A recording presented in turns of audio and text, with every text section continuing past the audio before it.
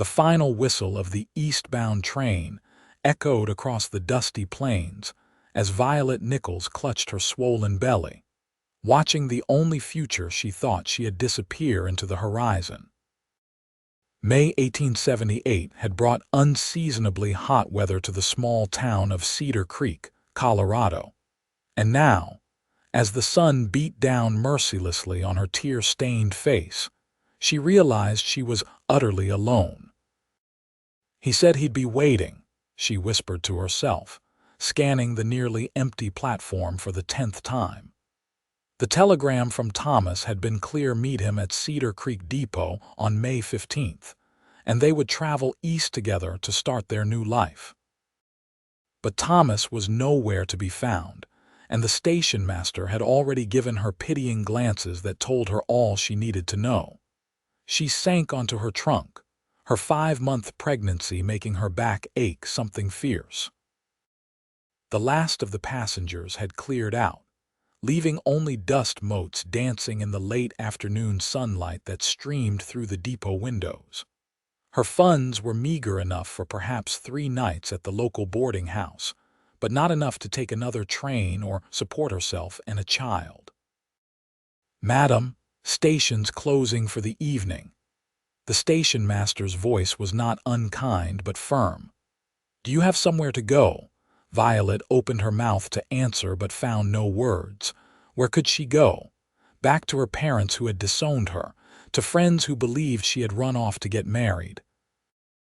It was then that the door to the depot swung open, and a tall figure stepped inside, momentarily silhouetted against the blazing sunset.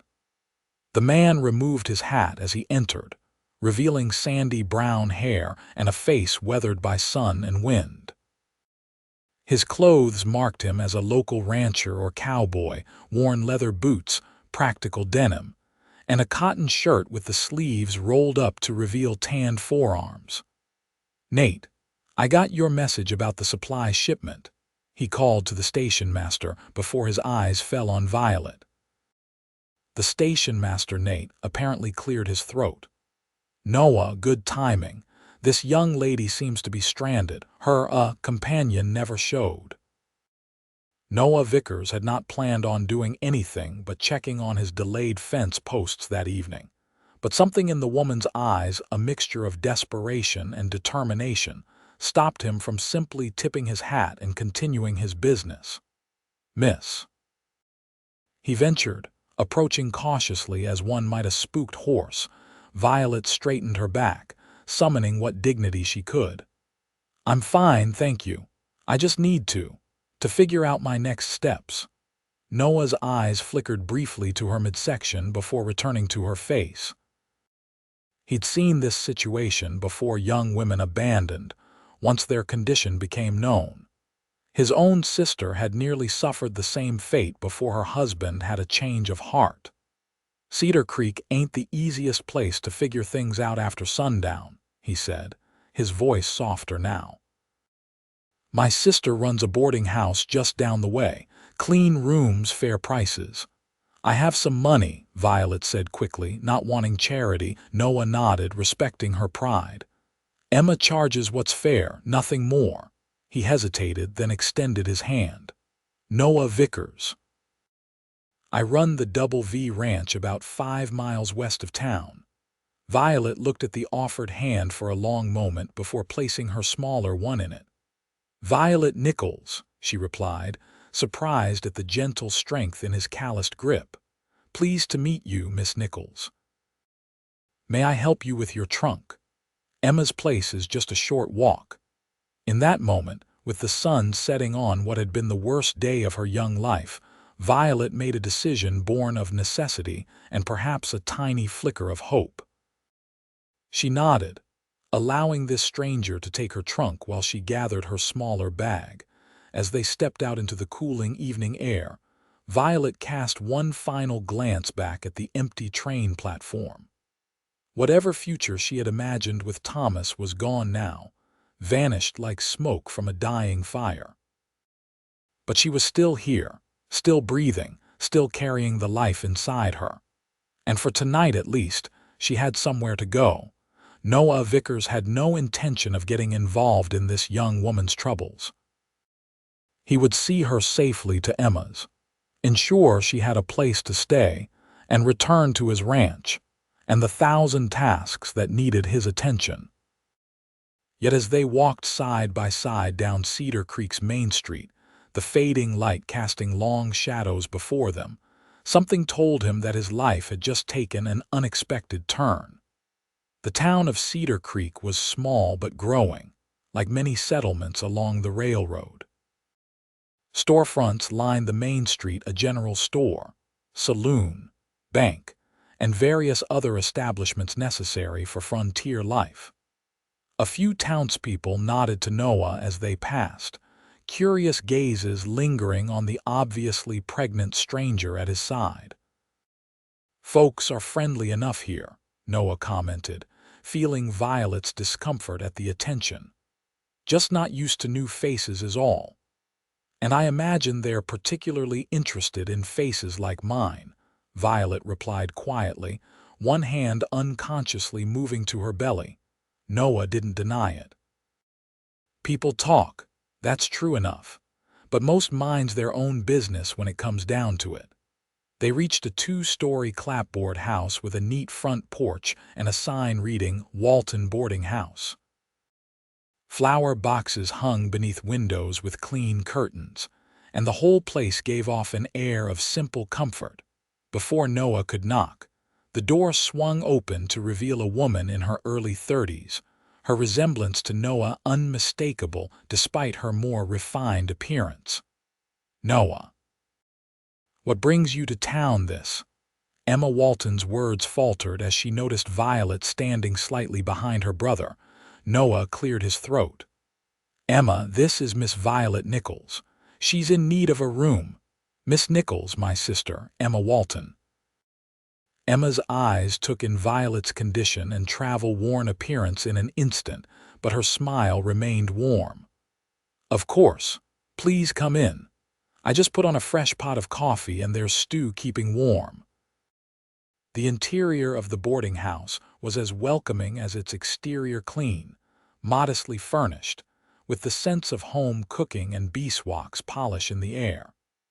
Violet felt some of the tension leave her shoulders as Emma led them to a small dining room. "You must be exhausted from your journey," Emma said, pouring coffee into sturdy mugs. "Are you coming from far, Missouri?" Violet answered, accepting the coffee gratefully. "It's been a long trip." Emma nodded, not pressing for details. "Well, you're welcome to stay as long as you need. I have a nice room on the first floor that might suit you better than the upstairs ones." Noah set Violet's trunk down by the stairs. "I should get back to the ranch before full dark." "Thank you for your help, Mr. Vickers," Violet said, meeting his eyes directly for the first time. Something in that gaze, a mix of vulnerability and strength, made Noah linger a moment longer than necessary. "You're welcome, Miss Nichols. Emma will take good care of you."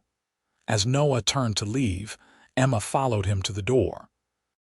Violet couldn't hear their whispered conversation, but she saw Emma nod seriously before giving her brother a quick hug.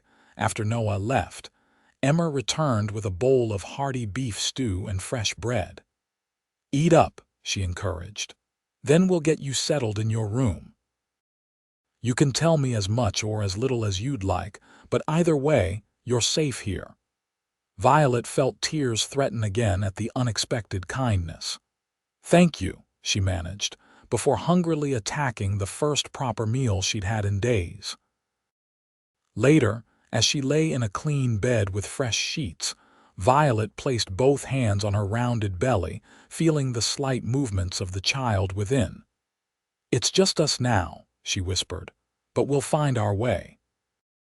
Outside her window, the vast western sky was alive with stars, more than she'd ever seen back east. It was beautiful and terrifying all at once, like the uncertain future stretching before her. Noah rode back to his ranch under those same stars, his thoughts repeatedly returning to the woman with the determined eyes and the burden she carried, both visible and unseen. He'd done his good deed for the day, he told himself. His involvement was finished. Yet somehow, he suspected this wasn't the last he'd see of Violet Nichols. The following days fell into a pattern for Violet. She woke early, helped Emma with breakfast for the boarding house guests, and then assisted with various chores, mending, cleaning, or whatever else her condition allowed. Emma had insisted on reducing her room rate in exchange for the help, and Violet was grateful for the arrangement that preserved both her dwindling funds and her dignity. Cedar Creek proved to be a town of curious contradictions. While many of the residents gave Violet sidelong glances or whispered behind their hands when she passed, others showed unexpected kindness. Mrs. Peterson at the general store slipped extra candies into her paper bag. Dr. Samuel Wilson, the town physician, offered to check on her pregnancy free of charge after a brief introduction from Emma. "Small towns can be hard," Emma explained as they hung laundry in the backyard one morning. "But they can also wrap around you like a quilt once they decide you're one of their own." "I'm not sure that will ever happen in my case," Violet replied, pinning a sheet to the line. The June sun was warm on her face, bringing out freckles across her nose. Emma gave her a thoughtful look. "You'd be surprised. Cedar Creek's seen its share of stories, some a lot more scandalous than a young mother to be making a fresh start." Violet's hands paused on the laundry. "Is that what I'm doing? Making a fresh start, aren't you?" Emma countered gently. Before Violet could answer, the sound of hoofbeats drew their attention to the side yard. Noah Vickers dismounted from his horse, looking more at ease in the saddle than any man Violet had ever seen. He'd visited twice since bringing her to the boarding house, once to deliver some furniture he'd repaired for Emma, and once, Violet suspected, just to check on her, though he'd claimed to need supplies from town. "Ladies," he greeted, removing his hat. Violet noticed he'd taken the time to comb his hair, and his shirt was newer than the one he'd worn previously. "Noah," Emma greeted with a knowing smile. "What brings you to town this time?" He cleared his throat. "Thought I might offer Miss Nichols a tour of Cedar Creek if she's interested." Days too pretty to spend indoors. Violet felt a flush rise to her cheeks that had nothing to do with the summer heat. "I wouldn't want to impose on your time, Mr. Vickers." "No imposition," he replied. "Truth be told, I could use a break from fence mending and cattle wrangling. Besides, can't have you living here without knowing where the best pie in Colorado is served." Emma laughed. "He's talking about Widow Parker's place, and he's right about the pie, though I'll deny it if you tell her I said so." Violet hesitated, then nodded. "Let me change into something more suitable for walking around town." As she retreated inside, she heard Emma speaking to her brother in low tones, but couldn't make out the words. Whatever was said made Noah laugh, a rich, warm sound that Violet found oddly comforting. 20 minutes later, wearing her second-best dress, the only one that still accommodated her growing figure comfortably, and a borrowed bonnet from Emma, Violet walked beside Noah down Cedar Creek's Main Street. "Your sister mentioned you've owned your ranch for 5 years now," Violet said, making conversation as they passed the bank. Noah nodded. "Worked on other folks' spreads since I was 16, saved every penny. Got lucky when old man Ventersmith decided to sell out and move to California. Land was good, price was fair. You run it alone. Got 3 hands that work for me year-round, Hank, Jose, and Caleb. Hire extra help during roundup and branding season." He glanced at her. "It's not the biggest spread in the territory, but it's mine, free and clear. No debts." Violet heard the pride in his voice. "That's quite an accomplishment for someone so young." Noah chuckled. "I'm 30 next birthday, Miss Nichols. Not exactly a spring colt." "Still," she insisted, "to own your own ranch at your age is impressive." They reached a small cafe with cheerful curtains in the windows. "This is Widow Parker's," Noah explained. "Best pie west of the Mississippi if you ask anyone in Cedar Creek." Inside, the cafe was neat and cozy, with half a dozen tables covered in checkered cloths. An older woman with silver hair pulled into a tight bun looked up from behind the counter, her stern expression softening at the sight of Noah. "Noah Vickers, twice in 1 month. The world must be ending," she declared, wiping her hands on her apron. "Mrs. Parker," Noah greeted with a warm smile. "I've brought Miss Nichols to sample your famous apple pie." Mrs. Parker's shrewd eyes assessed Violet, lingering briefly on her midsection before meeting her gaze directly. "Emma Walton's new boarder, ain't you? Heard you've been helping her with the mending." "Yes, madam," Violet replied, bracing for judgment. Instead, the older woman nodded approvingly. "Emma says you've got the neatest stitches she's ever seen. Take a seat, both of you. Pie's just cooling." As they settled at a table by the window, Violet found herself relaxing. "She seems nice." "Martha Parker's bark is worse than her bite," Noah said. "Lost her husband in the war, raised 3 boys on her own, then opened this place. Toughest woman I know, next to my sister." Mrs. Parker brought over 2 generous slices of pie and cups of coffee. "On the house for the new girl," she insisted when Noah reached for his wallet. "Consider it a proper welcome to Cedar Creek." The pie was indeed excellent, crisp, flaky crust and apples spiced just right. As they ate, Noah told Violet about the town and its inhabitants. Mayor Drummond, who had grand visions of Cedar Creek becoming a major rail hub; Sheriff Holcomb, fair but strict in upholding the law; the Wilkinson brothers, who ran the saloon and kept the rowdier elements in check. Violet listened, finding herself drawn into the tapestry of this place so different from her Missouri home. When they finished their pie, Noah suggested they continue their tour, showing her the small schoolhouse, the newly built church, and finally leading her to a grassy knoll at the edge of town that overlooked both the settlement and the vast expanse of rangeland beyond. "It's beautiful," Violet said softly, taking in the panorama of mountains in the distance, the ribbon of river winding through the valley and the town nestled in between. "Different from what you're used to?" Noah asked. Violet nodded. "Everything's so open here, like you can see forever." They stood in companionable silence for a moment before Noah spoke again. "Miss Nichols, Violet, I hope you don't mind my asking, but do you have plans for after?" His eyes dropped briefly to her belly, and Violet felt the familiar twist of anxiety about her future. "I'm still figuring that out," she admitted. "I have some savings, and I can sew well enough to perhaps find work. Emma mentioned Cedar Creek has no proper dressmaker." Noah nodded thoughtfully. "It's true. Folks either make do with ready-made goods from the general store or order from catalogs. A skilled seamstress would find plenty of business." "Then perhaps that's my answer," Violet said, though uncertainty lingered in her voice. "Whatever you decide," Noah said carefully, "I want you to know you have friends here.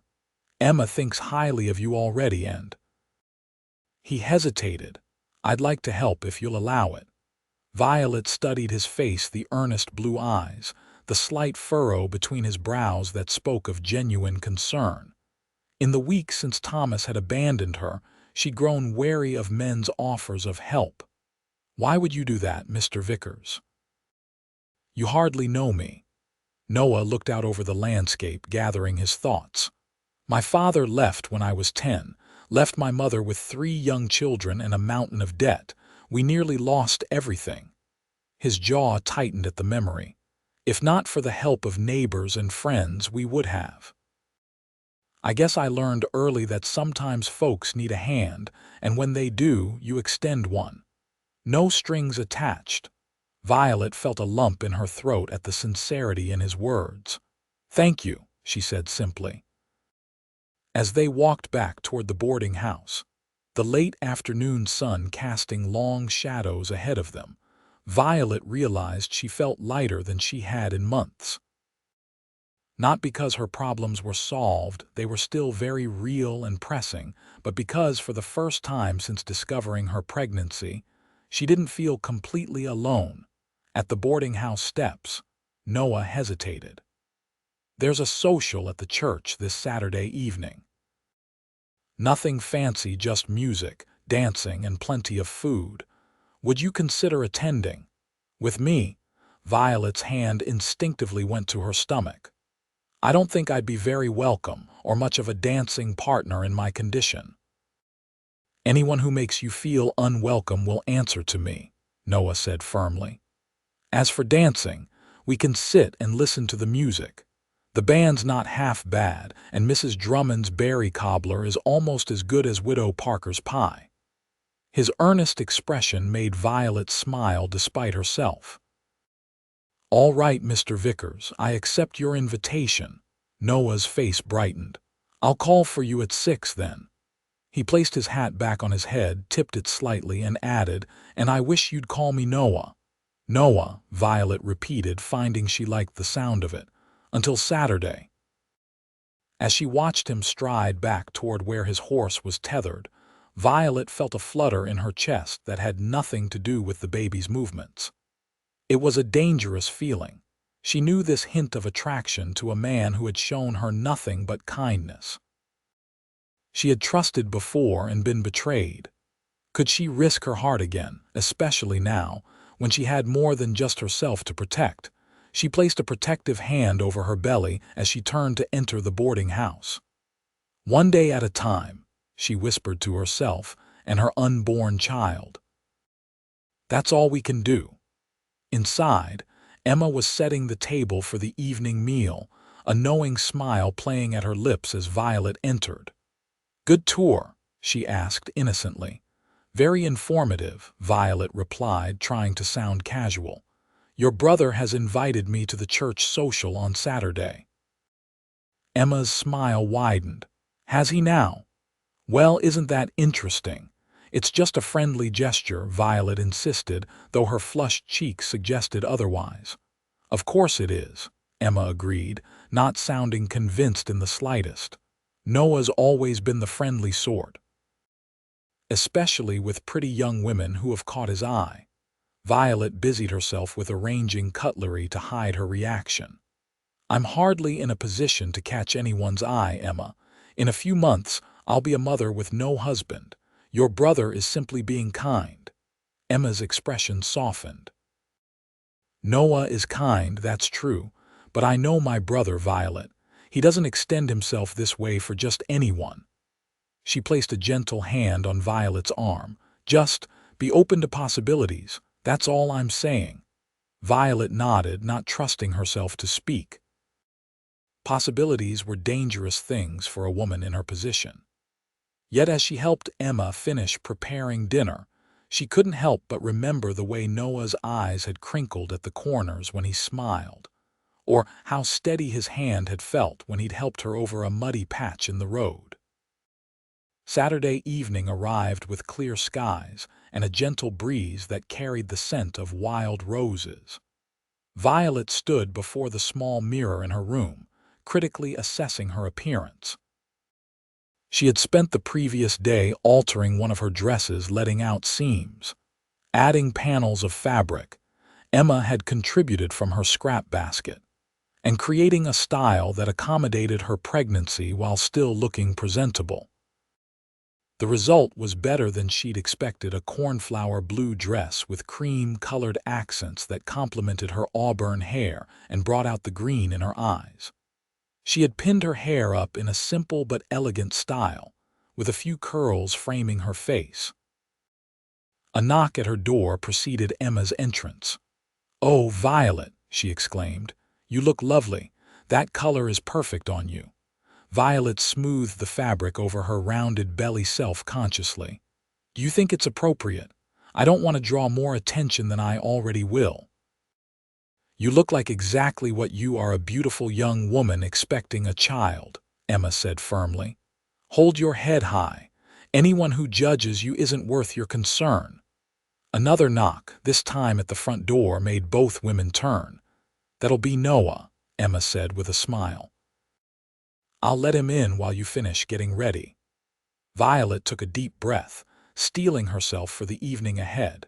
She could hear the murmur of voices in the front parlor, Noah's deeper tones and Emma's lighter ones. After one final glance in the mirror, she left her room to join them.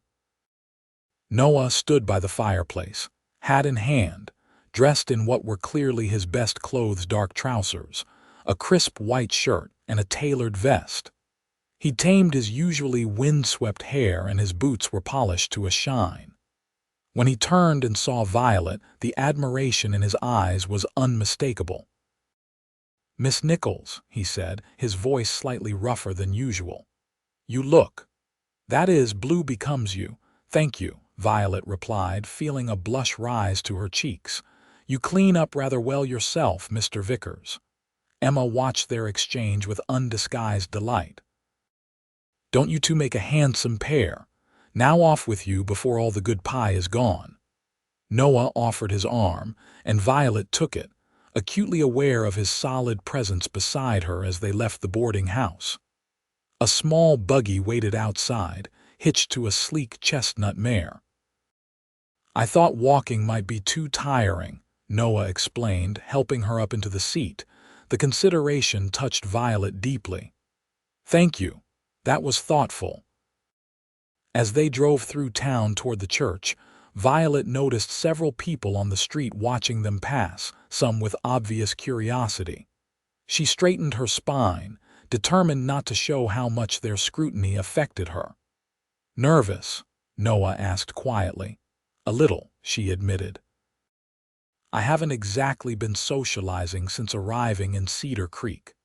"Just stay by me," he said, his voice reassuring. "The good folks will welcome you, and the others, well, their opinions don't matter much anyway." The churchyard was already bustling with activity when they arrived.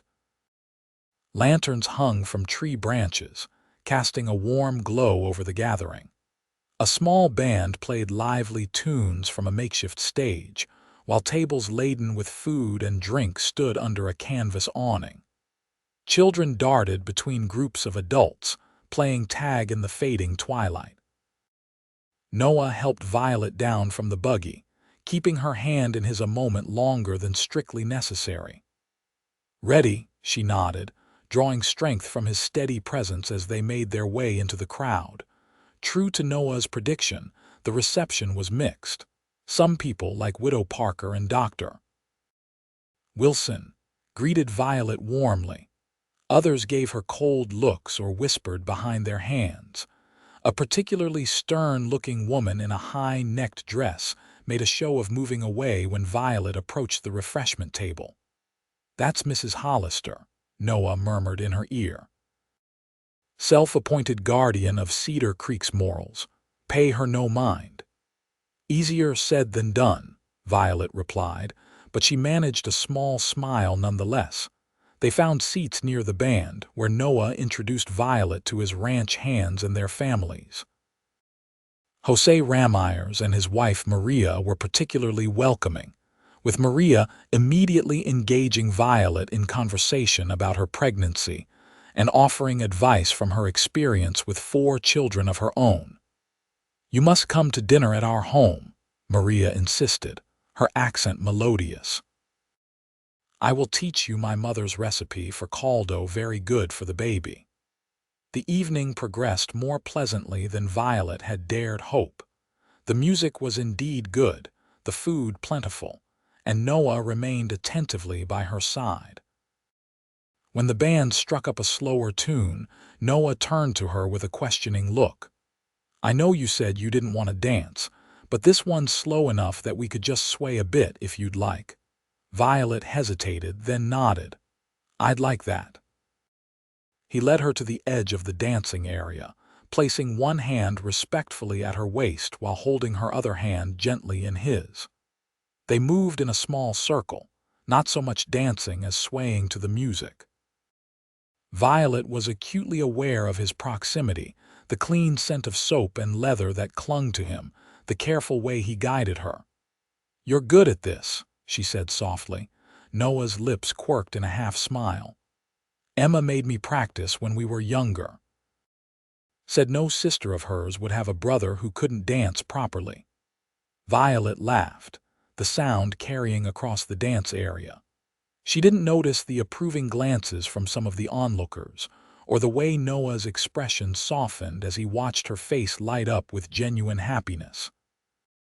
As the music ended, a commotion near the church steps drew everyone's attention. A man Violet didn't recognize was arguing loudly with Sheriff Holcomb, his words slurred by alcohol. "That's Frank Tanner," Noah explained, his arm instinctively drawing Violet closer. "Works at the lumber camp up north. Trouble when he drinks." They watched as Sheriff Holcomb, a solidly built man with a no-nonsense demeanor, firmly escorted Tanner away from the gathering. The disruption was brief, but it left an uneasy feeling in its wake. "Perhaps we should head back," Violet suggested, suddenly tired. "It's been a lovely evening, but—" Noah nodded in understanding. "Of course. Let me get you a plate to take back first. Emma would never forgive me if I didn't bring you some of Mrs. Drummond's cobbler." As Noah went to fetch the dessert, Violet found herself alone for the first time that evening. She moved to a quieter spot near a large oak tree, grateful for a moment to catch her breath. Well, looks like you landed on your feet after all." The voice from behind her sent a chill down Violet's spine. She turned slowly, already knowing what she would see. Thomas Reynolds stood there, his once familiar face hardened by the month since she'd last seen him. He wasn't drunk like Frank Tanner, but there was something in his eyes that frightened Violet more than any amount of alcohol could have. "Thomas," she managed, one hand instinctively going to her belly. "What are you doing here?" He stepped closer, his smile not reaching his eyes. "Is that any way to greet your fiancé? I've been looking for you, Violet." "We both know that's not true," she said, finding courage in her anger. "You abandoned me at Cedar Creek Depot 3 weeks ago. No message, no explanation."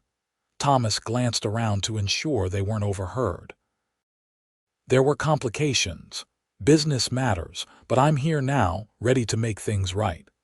Violet stepped back, maintaining distance between them. "There's nothing to make right, Thomas. You made your choice when you left me alone and pregnant in a strange town." His expression darkened. "That's my child you're carrying." "Yes, it is," Violet agreed, her voice steadier than she felt. "But that doesn't give you the right to waltz back into my life after what you did." "Is everything all right here?" Noah's voice, calm but with an unmistakable edge, came from behind Violet. She felt relief wash over her as he stepped to her side, plate of cobbler forgotten. Thomas assessed Noah with narrowed eyes. "This is a private conversation between me and my fiancé."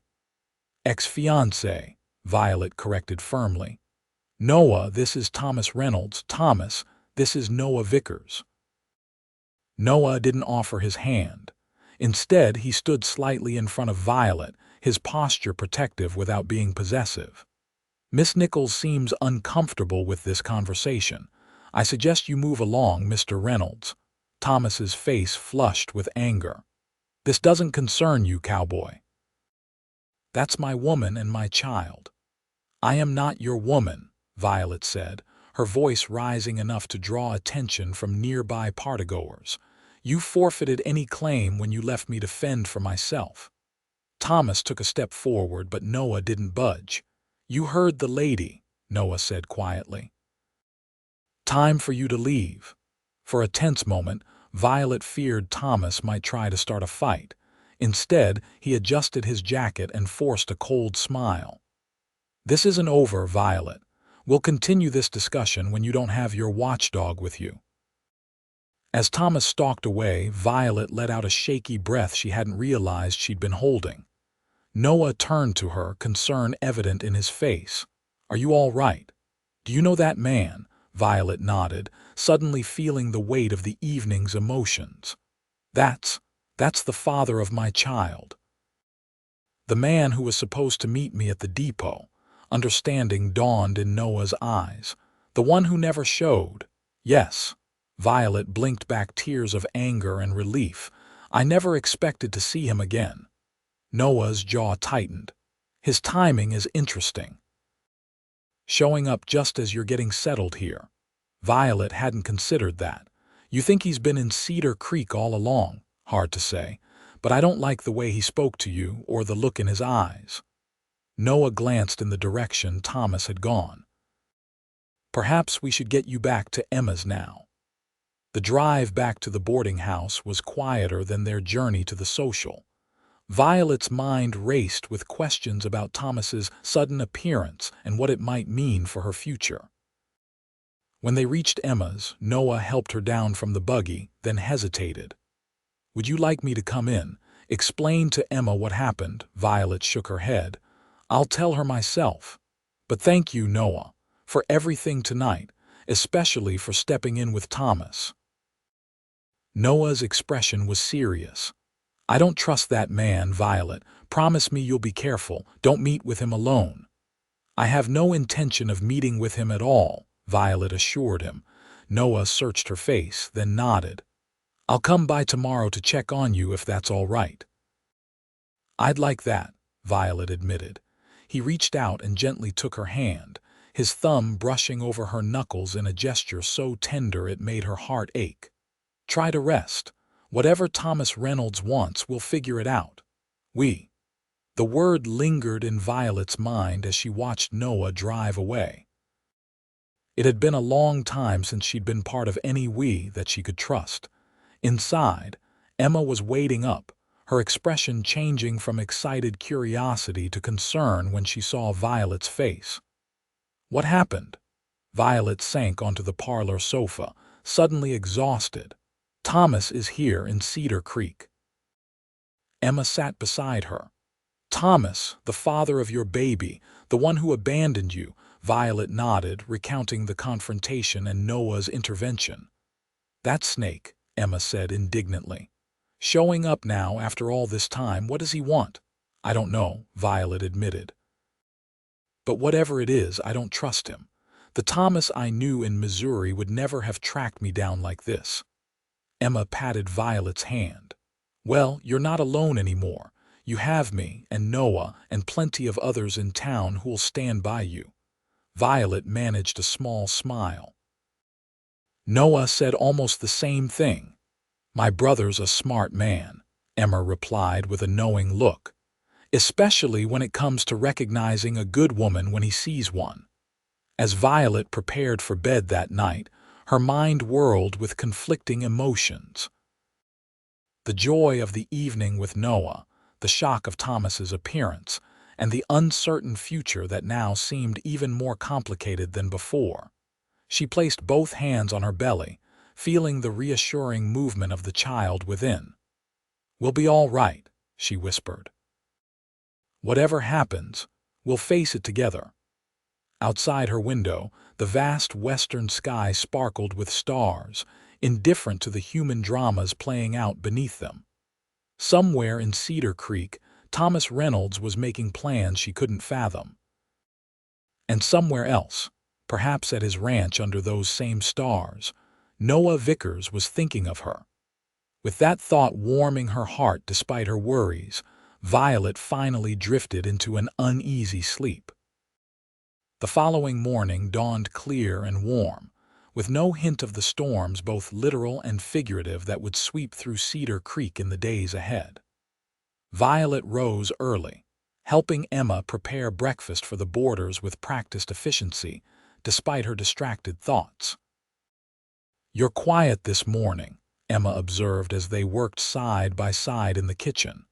Still thinking about Thomas, Violet nodded, kneading bread dough with perhaps more force than necessary. I can't figure out why he's here. If he truly wanted to make amends, why wait 3 weeks? And why show up at the social rather than coming directly to find me? Men aren't always sensible creatures, Emma replied, cracking eggs into a bowl. Present company accepted, of course. Sheriff Holcomb, who had been a boarder at Emma's since his wife passed 2 years earlier, chuckled from his seat at the kitchen table. Much obliged for the vote of confidence, Mrs. Walton. The sheriff was a thoughtful man in his late 40s, with keen eyes that missed little. He'd been politely distant with Violet when she first arrived, but had warmed considerably over the weeks as he observed her hard work and dignified bearing. "Miss Nichols," he said now, folding his newspaper, "Emma mentioned you had some trouble with a gentleman at the social last night." Violet glanced at Emma, who shrugged unapologetically. "I thought Walter should know, considering his profession." "It wasn't exactly trouble," Violet clarified, turning to the sheriff. "Just an unexpected reunion." Sheriff Holcomb's expression remained neutral. "This would be Thomas Reynolds." "The father of your child," Violet nodded, feeling her cheeks warm under his steady gaze. "I made some inquiries after the social," the sheriff continued. "Mr. Reynolds checked into the hotel 3 days ago. Told Harlan at the desk he's a buyer for a mercantile company back east, looking to establish new supplier relationships." Violet frowned. "That makes no sense. Thomas worked as a bank clerk in Missouri." "Interesting," Sheriff Holcomb commented, taking a sip of his coffee. "I'll keep an eye on him. In the meantime, I'd advise caution, Miss Nichols. Don't meet with him alone and let me know if he approaches you again." "Noah said almost the same thing," Violet admitted. The sheriff and Emma exchanged a look that Violet couldn't quite interpret. "Noah's a good judge of character," Sheriff Holcomb said finally. "I'd heed his advice if I were you." The conversation shifted to other matters as the rest of the boarders joined them for breakfast. Violet went through the motions of serving and clearing plates, her mind still puzzling over Thomas's unexpected appearance and apparent change of profession. After the morning meal, as Violet helped Emma with the washing up, there was a knock at the front door. "That'll be Noah," Emma said with a knowing smile. "Right on time, as usual when he's calling on someone special." "Emma," Violet protested weakly, but she couldn't deny the flutter of anticipation she felt at seeing Noah again. Emma went to answer the door, returning moments later with not only Noah but also Dr. Wilson. "Good morning, Miss Nichols." The doctor greeted her with a kind smile. "Noah mentioned you had a bit of a shock last night. I thought I might check in on you and the little one if that's agreeable." Violet was touched by the thoughtfulness. "That's very kind of you, doctor. I hope you don't mind," Noah said, looking slightly uncertain for the first time since Violet had known him. "I was concerned about the stress of last night's confrontation." "I don't mind at all," Violet assured him, meeting his eyes with a grateful smile. Dr. Wilson's examination was brief but thorough, conducted in the privacy of Violet's room with Emma present as a chaperone.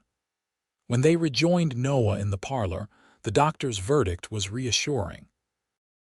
"Mother and child are doing well," he announced. "The baby is active and well-positioned. Just be sure to rest when you can, Miss Nichols, and don't skip meals, no matter how anxious you might feel." Noah visibly relaxed at the news. "Thank you for coming, Doctor." As Dr. Wilson took his leave, Noah turned to Violet. "I thought we might take a walk if you're feeling up to it. It's a fine morning." Emma nodded enthusiastically before Violet could respond. "Excellent idea. The fresh air will do you good, Violet. I can manage here just fine." Outside, the streets of Cedar Creek were busy with Sunday morning activity, families heading to or from church services, storekeepers taking advantage of the pleasant weather to sweep boardwalks or arrange displays. Violet was acutely aware of the glances they received as she walked beside Noah, but found she cared less than she might have expected. "How are you really feeling today?" Noah asked as they strolled toward the edge of town. Violet considered the question honestly. Confused, anxious, but also determined, I suppose. Thomas's appearance changes nothing about what I want for myself and my child. Noah nodded approvingly. Good. You shouldn't let him dictate your future. They had reached a small bridge over the creek that gave the town its name. Violet paused, looking down at the clear water flowing over smooth stones. The difficult part is not knowing what he wants. Thomas was never the type to act without a clear purpose. Noah leaned against the bridge railing beside her, his shoulder close enough to hers that she could feel the warmth of him. People can change, Violet, not always for the better. You think he has ulterior motives for finding me? Noah chose his words carefully. I think a man who abandons a woman carrying his child, then shows up without warning weeks later, deserves to be viewed with suspicion. Violet couldn't argue with that assessment. They stood in companionable silence for a moment, watching the water flow beneath them.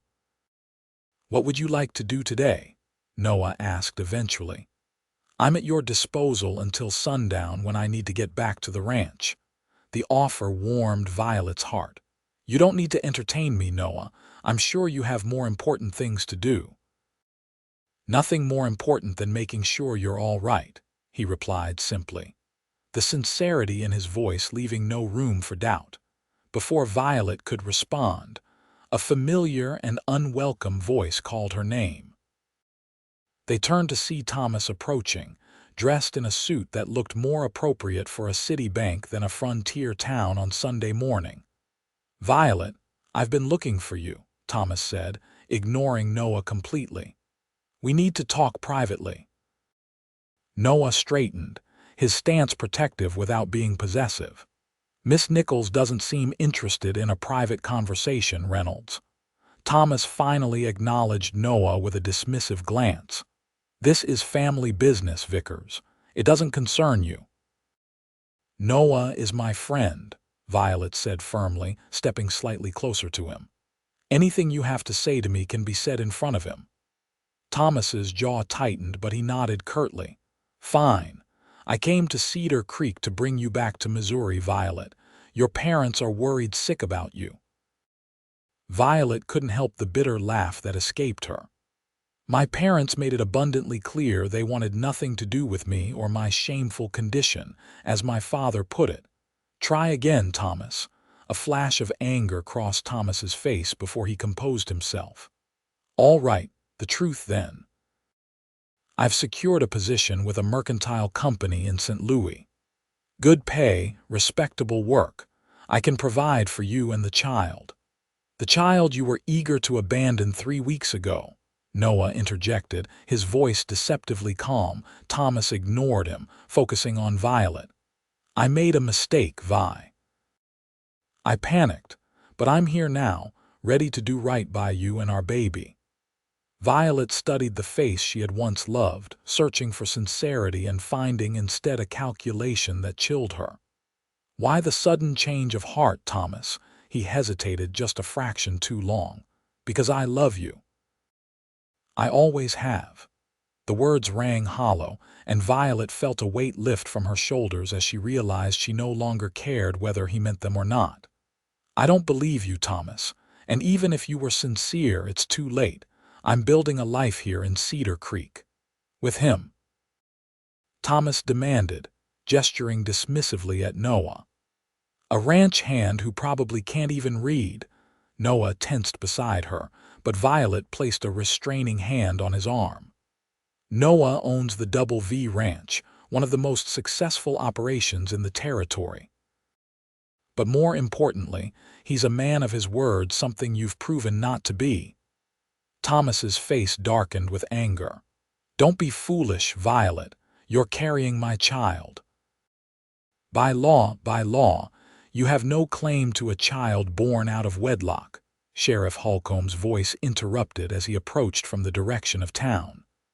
Unless Miss Nichols chooses to name you as the father on the birth certificate. Thomas glared at the sheriff. This doesn't concern you either. When you start making veiled threats to one of my townspeople, It becomes my concern, Sheriff Holcomb replied mildly. Now, Miss Nichols has made her position clear. I suggest you respect her wishes and move along. For a tense moment, Violet thought Thomas might argue further. Instead, he straightened his jacket and fixed her with a cold stare. This isn't over, Violet. Think carefully about the kind of life you want for our child. With that, he turned and strode back toward town. Sheriff Holcomb watched him go, then tipped his hat to Violet and Noah. Miss Nichols, Mr. Vickers, thought I'd take a morning constitutional. Fine day for it. Indeed it is, Sheriff, Noah agreed, the gratitude evident in his voice. A fortunate coincidence you happened this way. The sheriff's eyes twinkled. Wasn't entirely coincidental. Emma mentioned you two were heading for a walk. Thought I'd keep an eye out just in case. He nodded to them both. Enjoy your Sunday. As Sheriff Holcomb strolled away, Violet let out a shaky breath. I don't think I've ever spoken to Thomas that way before. Noah looked down at her, admiration clear in his eyes. You were magnificent. The simple praise brought warmth to Violet's cheeks. I just told the truth. Sometimes that's the bravest thing a person can do, Noah replied. He hesitated, then added, I meant to ask you something before we were interrupted. Yes. I'm hosting a small gathering at my ranch next Saturday, nothing formal, just a barbecue for my hands and their families, a few neighbors. I'd be honored if you'd attend. Emma too, of course. The invitation surprised and pleased Violet. I'd like that very much. Noah's smile lit up his entire face. Excellent. I'll arrange to have you both picked up around noon if that suits. As they continued their walk, conversation flowing easily between them, Violet realized that for the first time since arriving in Cedar Creek, she was looking forward to something beyond merely surviving another day. The confrontation with Thomas had been unpleasant, but it had also clarified something important. Her past no longer had power over her future. The week that followed passed in a blur of activity. Word of Thomas Reynolds' presence in Cedar Creek and his connection to Violet spread through town with the efficiency of a well-oiled telegraph. To Violet's surprise, the gossip seemed to work largely in her favor. The sight of a pregnant woman being harassed by the man who had abandoned her stirred protective instincts in many of the townspeople. Widow Parker made a point of inviting Violet to take tea at her cafe, an honor usually reserved for Cedar Creek's most established matrons. Dr. Wilson's wife brought by a basket of baby items, soft blankets, tiny gowns, and knitted booties in neutral colors. Even Mrs. Hollister, who had snubbed Violet at the church social, nodded stiffly when they passed on the street. It's remarkable, Violet commented to Emma as they prepared for Noah's barbecue on Saturday. A month ago, most people in town wouldn't meet my eyes. Now they're practically adopting me. Emma smiled as she pinned her hat in place. Cedar Creek folks can be slow to warm up, but once they decide you're one of their own, they're loyal to a fault. Thomas showing up and making demands didn't sit well with anyone. Have you heard anything more about him? Violet asked, smoothing her dress over her now prominent belly. At nearly 6 months along, there was no disguising her condition, but she had grown more comfortable with her changing body. Emma's expression turned serious. Sheriff Holcomb mentioned he's been asking questions around town about you, about Noah, even about property values and business opportunities. That doesn't make sense, Violet frowned. Thomas never showed any interest in Western expansion or ranching. His ambitions were always firmly set on banking in St. Louis. People change, Emma replied, echoing her brother's words from the week before. Not always for the better. Before Violet could respond, there was a knock at the door, signaling the arrival of their transportation to the Double V Ranch. To her surprise, It was Noah himself rather than one of his hands who had come to fetch them, driving a comfortable wagon with padded seats. "Ladies," he greeted, helping first Emma, then Violet up into the wagon. "You both look lovely today." The journey to the ranch took just under an hour, following a well-maintained road that wound through rolling grasslands dotted with wildflowers. As they crested a gentle hill, Noah slowed the wagon. "There it is," he said with unmistakable pride. "The double V." Violet's first glimpse of Noah's home took her breath away. The ranch house was larger than she had expected, a handsome two-story structure of weathered wood and stone, with a wide porch wrapping around three sides. Nearby stood a large barn, corrals, and several outbuildings, all well maintained. Beyond these, cattle grazed on vast pastures that stretched to distant foothills. "It's beautiful," Violet said sincerely. "You've built something wonderful here, Noah." His eyes met hers, warm with pleasure at her approval. "Thank you. It's been a labor of love." As they approached, Violet could see that the celebration was already underway. Tables had been set up in the shade of large cottonwood trees, loaded with food and drink. A group of men tended to a pit where meat was slow roasting over coals. Children played a game of tag, their laughter carrying on the breeze, while adults socialized in small groups. Noah's foreman, Hank Torville, approached as they pulled up to the house. "Boss, everything's ready." Jose's watching the meat, and Caleb's keeping the youngsters from getting into too much trouble. "Good man," Noah replied, jumping down from the wagon to help Emma and Violet descend. "Hank, you remember my sister Emma and Miss Violet Nichols?" Hank tipped his hat respectfully. "Madam, Miss Nichols, welcome to the Double V." As Noah led them toward the gathering, Violet was struck by how different this felt from the church social. There, despite Noah's protective presence, she had been an outsider under scrutiny. Here, on Noah's territory, she was welcomed as an honored guest. Maria Ramires immediately drew her into conversation, introducing her to the other women wives of neighboring ranchers and Noah's hands. The afternoon unfolded pleasantly, with good food, lively music provided by Caleb, and another hand who played fiddle and guitar, and conversation that flowed as freely as the lemonade and beer. Violet found herself relaxing in a way she hadn't since before her pregnancy, laughing at Jose's stories and admiring the children's antics. After the meal, as the sun began its descent toward the western horizon, Noah appeared at her side. "Would you like to see more of the ranch? I could show you around while there's still daylight." Violet eagerly accepted, curious to see more of the place Noah had built with such obvious care and pride. They walked first to the barn, where Noah introduced her to his favorite horse, a spirited black gelding named Thunder. "He was my first real purchase when I started the ranch," Noah explained as the horse nuzzled his palm for treats. "Barely broken, full of fire.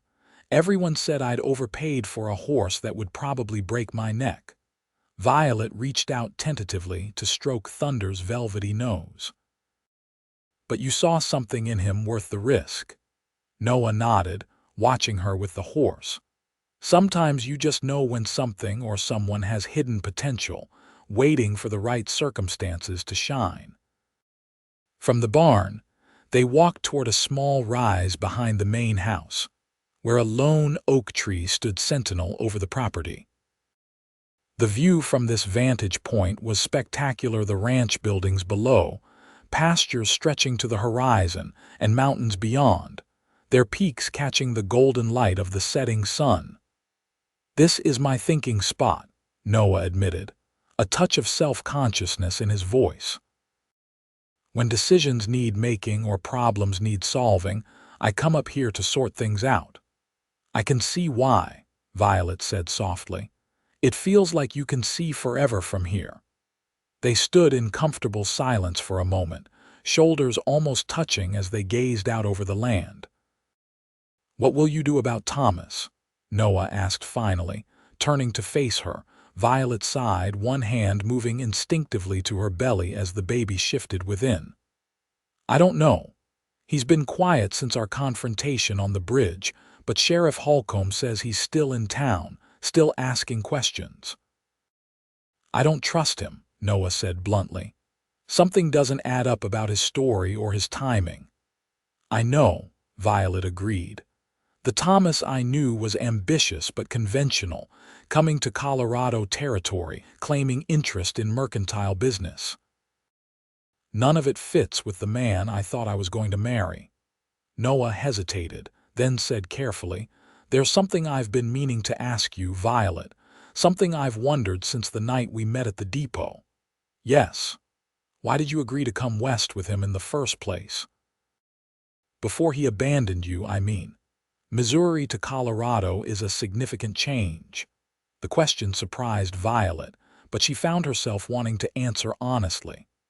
"My father was a banker in a small town outside St. Louis, very respectable, very concerned with appearances. When I told my parents about the baby, my father gave me two choices: marry Thomas immediately and quietly or be disowned." Noah's expression darkened. "That seems harsh." "It was," Violet acknowledged, "but not unexpected. My father has always valued his reputation above all else. Thomas worked at my father's bank, that's how we met. When I told Thomas about the pregnancy, he seemed supportive at first, said he'd speak to my father, make arrangements for us to marry." She paused, the memory still painful despite the months that had passed. "Then he came back with a different plan. Said my father had offered him a promotion and transfer to the bank's new branch in Denver, on the condition that Thomas take me away immediately, marry me out west where the scandal would be less damaging to the family name." "And you agreed," Noah said, understanding in his voice. Violet nodded. "I was desperate, Noah. Unmarried and pregnant, disowned by my family, Thomas's plan seemed like my only option. He sent a telegram ahead to Cedar Creek, saying we'd arrive on the 15th and needed rooms until we could travel on to Denver. But when the train arrived, he wasn't there," Noah finished for her. "No," Violet confirmed softly. "He wasn't." Noah was quiet for a moment, processing her story. "And now he claims to be working for a mercantile company, not a bank. None of it makes sense." "Unless my father sent him to find me," Violet suggested, the possibility occurring to her for the first time. "Perhaps he's worried about the family name after all. Afraid I might return to Missouri someday with an illegitimate grandchild in tow." Noah considered this. "It's possible, but why wait 3 weeks after you arrived? And why the story about a mercantile company?" Violet shook her head. "I don't know, but I intend to find out. The next time Thomas approaches me, and I'll demand the truth." "Not alone," Noah said firmly. "Promise me you won't meet with him alone, Violet." The intensity in his voice made her look up, meeting his concerned gaze. "I promise." Something shifted between them in that moment, a deepening of trust, an acknowledgement of feelings neither had yet put into words. Noah reached out slowly, giving her time to pull away if she wished, and took her hand in his. "Whatever Thomas's game is, you don't have to face it alone," he said softly. "You have people who care about you now, people who want to protect you and your child." Violet's heart raced at the touch of his hand, warm and calloused against her skin. "People like you." "Especially people like me," Noah admitted, his voice dropping to almost a whisper. The sound of approaching footsteps made them step apart, though reluctantly. Emma appeared at the crest of the hill, slightly out of breath. "There you are. I've been looking everywhere." "Noah, Jose says a storm's coming in faster than expected.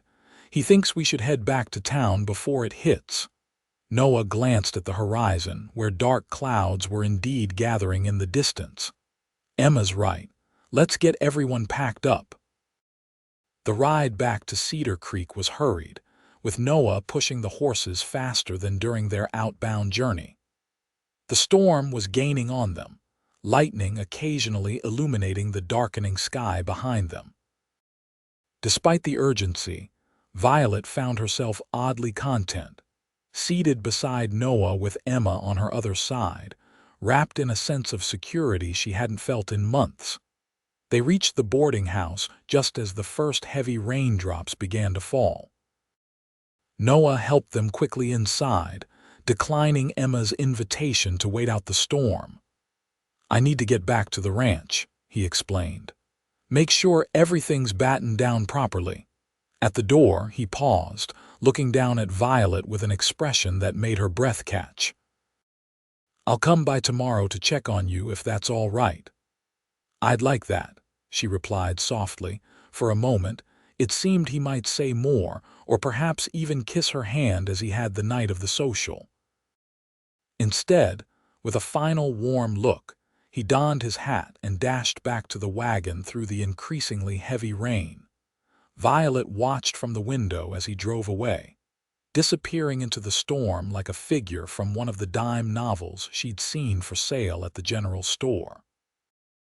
"Well," Emma said from beside her, a knowing smile in her voice, "I'd say that was quite a successful afternoon." Violet turned from the window, unable to hide her own smile. "It was lovely. Noah has built something truly impressive at the Double V." "I wasn't talking about the ranch," Emma replied with a gentle laugh.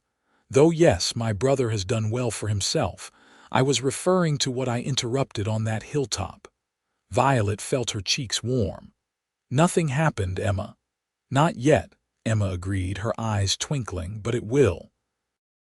"I've never seen Noah look at anyone the way he looks at you." Before Violet could respond, a pounding at the front door startled them both. Emma frowned. Who on earth would be out in this weather? She moved to answer the door, Violet following a few steps behind. When Emma opened it, they found Thomas Reynolds on the porch, soaked to the skin and wild-eyed. "I need to speak with Violet," he demanded without preamble. "It's urgent." Emma stood firmly in the doorway. "Mr. Reynolds, this is hardly the time for pleas," Thomas interrupted, his voice cracking. "It's a matter of life and death." Something in his tone, a genuine fear Violet had never heard from him before, made her step forward.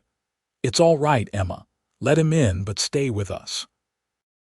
Emma reluctantly stood aside, allowing Thomas to enter the foyer. He looked terrible pale beneath his weather-reddened cheeks, his usually immaculate appearance disheveled, his eyes darting nervously toward the windows. "What's happened, Thomas?" Violet asked, maintaining a careful distance. "They're coming for me," he said, his voice low and urgent. "And they'll come for you too once they realize who you are." "Who's coming for you?" Emma demanded, skepticism clear in her tone. Thomas ran a shaking hand through his wet hair. "Men from back east. Dangerous men. I've been running from them for months." Violet exchanged a confused glance with Emma. "What are you talking about? What men?" "I wasn't entirely honest with you, Vi," Thomas admitted, his eyes pleading for understanding. "I didn't work for your father's bank. I was investigating it for the federal government. Your father's been involved in some illegal dealings, fraudulent loans, misappropriation of funds. I was gathering evidence." Violet stared at him in disbelief. "You expect me to believe you're some kind of government agent, Thomas? This is absurd." "It's the truth," he insisted. "When I discovered I'd gotten you pregnant, it complicated everything. I couldn't stay in Missouri. Your father had discovered I was informing on him, but I couldn't leave you behind either. So I made arrangements for us to meet here, in Cedar Creek." "Then why weren't you at the depot?" Violet demanded, anger replacing her initial shock. "Why abandon me if this ridiculous story is true?" Thomas's expression turned pained. I was detained. Your father's associates caught up with me in Denver. By the time I escaped, you'd already arrived in Cedar Creek. I've been trying to find a safe way to approach you to explain, but then I saw you with Vickers at the social and you got jealous, Emma finished for him, still sounding unconvinced. I got worried, Thomas corrected. I don't know Vickers or his connections. For all I know, he could be working for the same people I'm running from. Violet shook her head, finding her voice. Noah has nothing to do with any of this. He's a rancher, Thomas, not some criminal conspirator. Are you certain? Thomas challenged. How well do you really know him, Violet? You've been in Cedar Creek, what, a month? People aren't always what they seem. That much is evidently true, Violet replied coldly. Why are you telling me this now? What do you want from me? Thomas stepped closer, his eyes intense. I want you to come with me tonight. I have a plan to get us safely to California. We can start fresh there, away from all of this. Emma moved protectively to Violet's side. You can't be serious. You expect her to flee into the night with you in her condition based on this fantastic story. It's not just about me anymore, Thomas said, his voice dropping. Once your father's associates realize you're carrying my child, you'll be a target too. They'll use you to get to me, or worse. A heavy silence fell over the room, broken only by the sound of rain lashing against the windows and distant thunder. Violet studied Thomas's face, searching for the truth in his wild claims. I don't believe you, she said finally. Even if my father were involved in illegal activities, which I find hard to accept, why would anyone care about me? I've been disowned, cut off completely. Because you're a witness, Thomas replied immediately. You could testify about your father's lifestyle, his associates, his unexplained absences, and because hurting you would hurt me. You've already hurt me quite sufficiently, Violet pointed out bitterly. Thomas flinched as if struck. I deserve that. But please, Violet, if you won't think of yourself, think of our child. We need to leave Cedar Creek tonight. Before Violet could respond, there was another knock at the door, this one more measured than Thomas's desperate pounding had been. Emma moved to answer it, revealing Sheriff Holcomb standing on the porch, rain dripping from his hat brim. Evening, Emma, he greeted, then his eyes fell on Thomas. Mr. Reynolds, I thought I might find you here. Thomas tensed visibly. Sheriff. Sheriff Holcomb stepped inside, closing the door behind him. Interesting thing happened this afternoon. Got a telegram from the U.S. Marshal's office in Denver. Seems they're looking for a man matching your description, wanted for embezzlement and fraud back in Missouri. The color drained from Thomas's face. That's a lie. Your father's work, he said to Violet. He's framing me to cover his own crimes. The telegram mentioned bank examination records found in your hotel room in Denver, Sheriff Holcomb continued calmly. Records you apparently stole before disappearing with a significant sum of money. Would you care to explain that, Mr. Reynolds? Violet felt as if the floor were tilting beneath her feet. Thomas, is this true? For a moment, Thomas looked as if he might continue to deny it. Then his shoulders sagged in defeat. It wasn't supposed to be like this, he muttered. I never meant for you to get caught in the middle, Vi. What did you do? Violet demanded, her voice barely above a whisper. Thomas wouldn't meet her eyes. Your father discovered discrepancies in the books. He was going to report it, have me arrested. I panicked, took what I could and ran. And me? Violet asked, feeling numb. Was I just part of your escape plan? No, Thomas insisted, finally looking at her. I did love you, Violet, but when I found out about the baby, it complicated things. I thought if I brought you west with me, we could start over. But then your father's investigators caught up with me in Denver.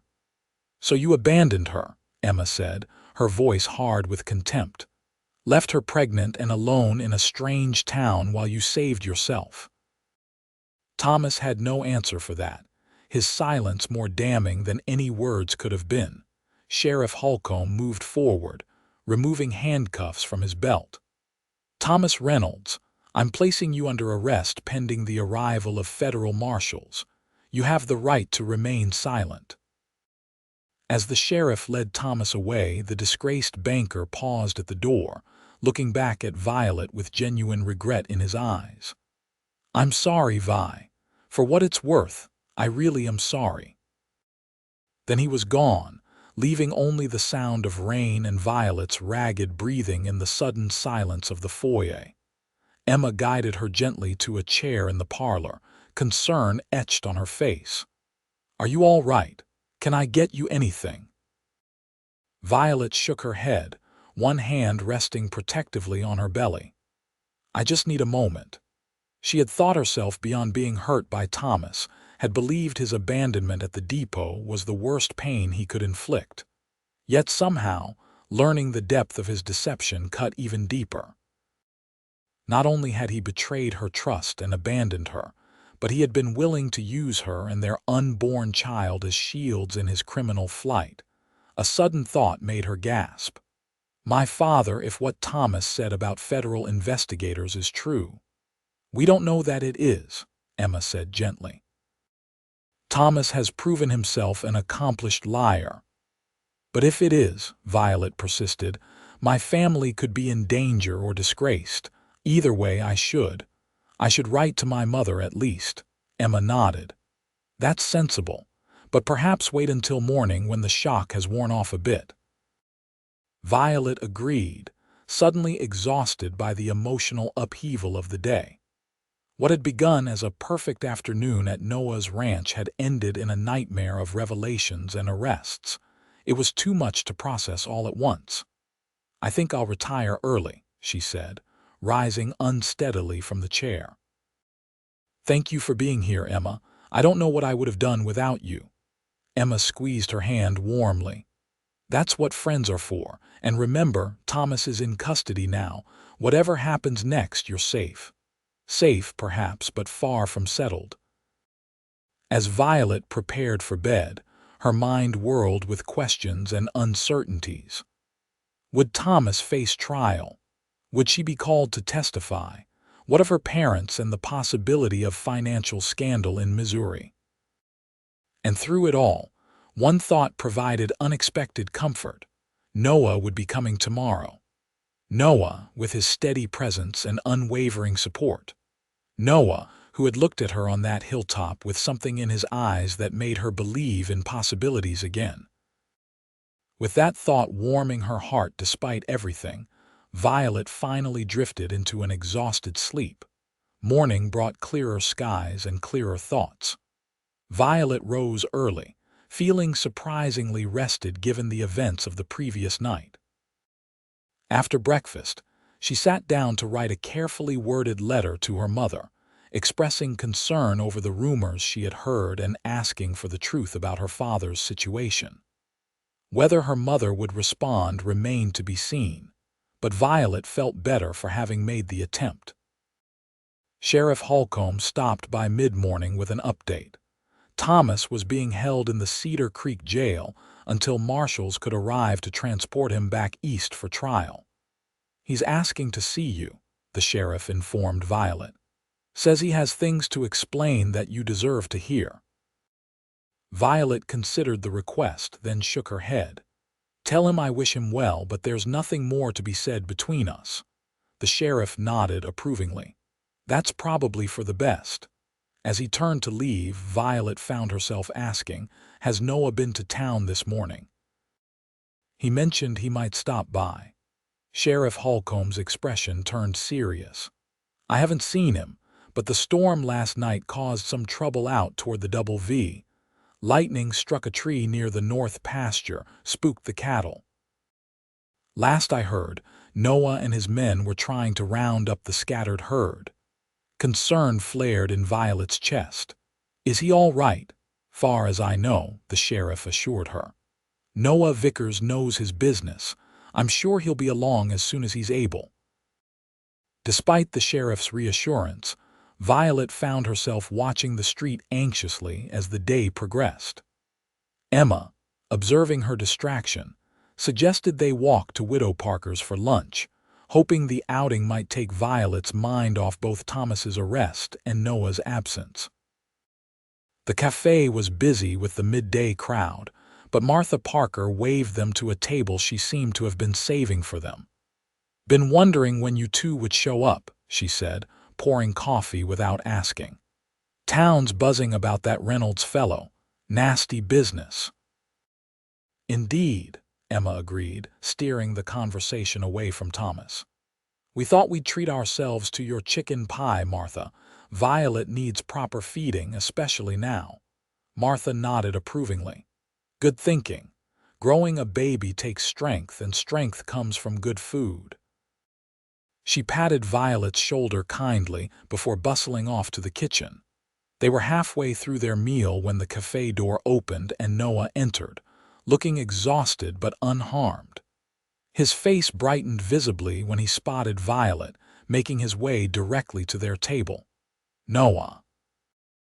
Emma exclaimed. "We heard about the trouble at the ranch. Are you all right?" "Fine," he assured them, removing his hat. "Just tired. Lost about 20 head over the ridge, but we found most of them this morning." His eyes remained on Violet as he spoke. "Sheriff Holcomb told me what happened last night. Are you all right?" The simple question, asked with such genuine concern, nearly undid Violet's composure. "I'm fine," she managed, "just processing everything." Noah pulled out a chair and sat beside her, close enough that their shoulders almost touched. "I came as soon as I could. I'm sorry I wasn't here when you needed me."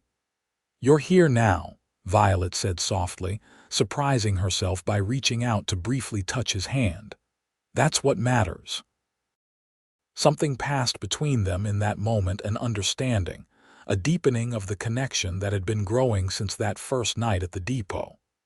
Emma, observing the exchange, suddenly became very interested in her chicken pie, a small smile playing at her lips. "Have you eaten?" Violet asked Noah, noticing the weary lines around his eyes. He shook his head. "Came straight to town when we finished the roundup." Violet signaled to Martha, who appeared almost instantly with a heaping plate of chicken pie. "Already had it warming for him," she explained with a wink. "Saw him ride in from my kitchen window." As Noah ate, he and Emma discussed the storm damage around Cedar Creek, a few downed trees, some minor flooding along the creek, but nothing catastrophic. Violet was content to listen, drawing comfort from their familiar voices and the normalcy of the conversation after the previous night's drama. When they had finished their meal, Noah insisted on paying for all three of them, despite Martha's protests. Outside the cafe, he turned to Violet with an unexpected request. "Would you walk with me for a bit? There's something I'd like to discuss with you." Emma immediately made herself scarce, claiming a sudden need to visit the general store. "Take your time," she called over her shoulder, her meaning clear to both of them. They walked in comfortable silence for a while, eventually finding themselves at the same bridge where they had confronted Thomas days earlier. Noah leaned against the railing, looking down at the creek swollen with rainwater from the storm. "I've been thinking about your situation," he began carefully. "With Thomas arrested and likely facing prison time. My situation is clearer now, not more complicated," Violet pointed out. "At least I know the truth, however painful it may be." Noah nodded, his expression thoughtful.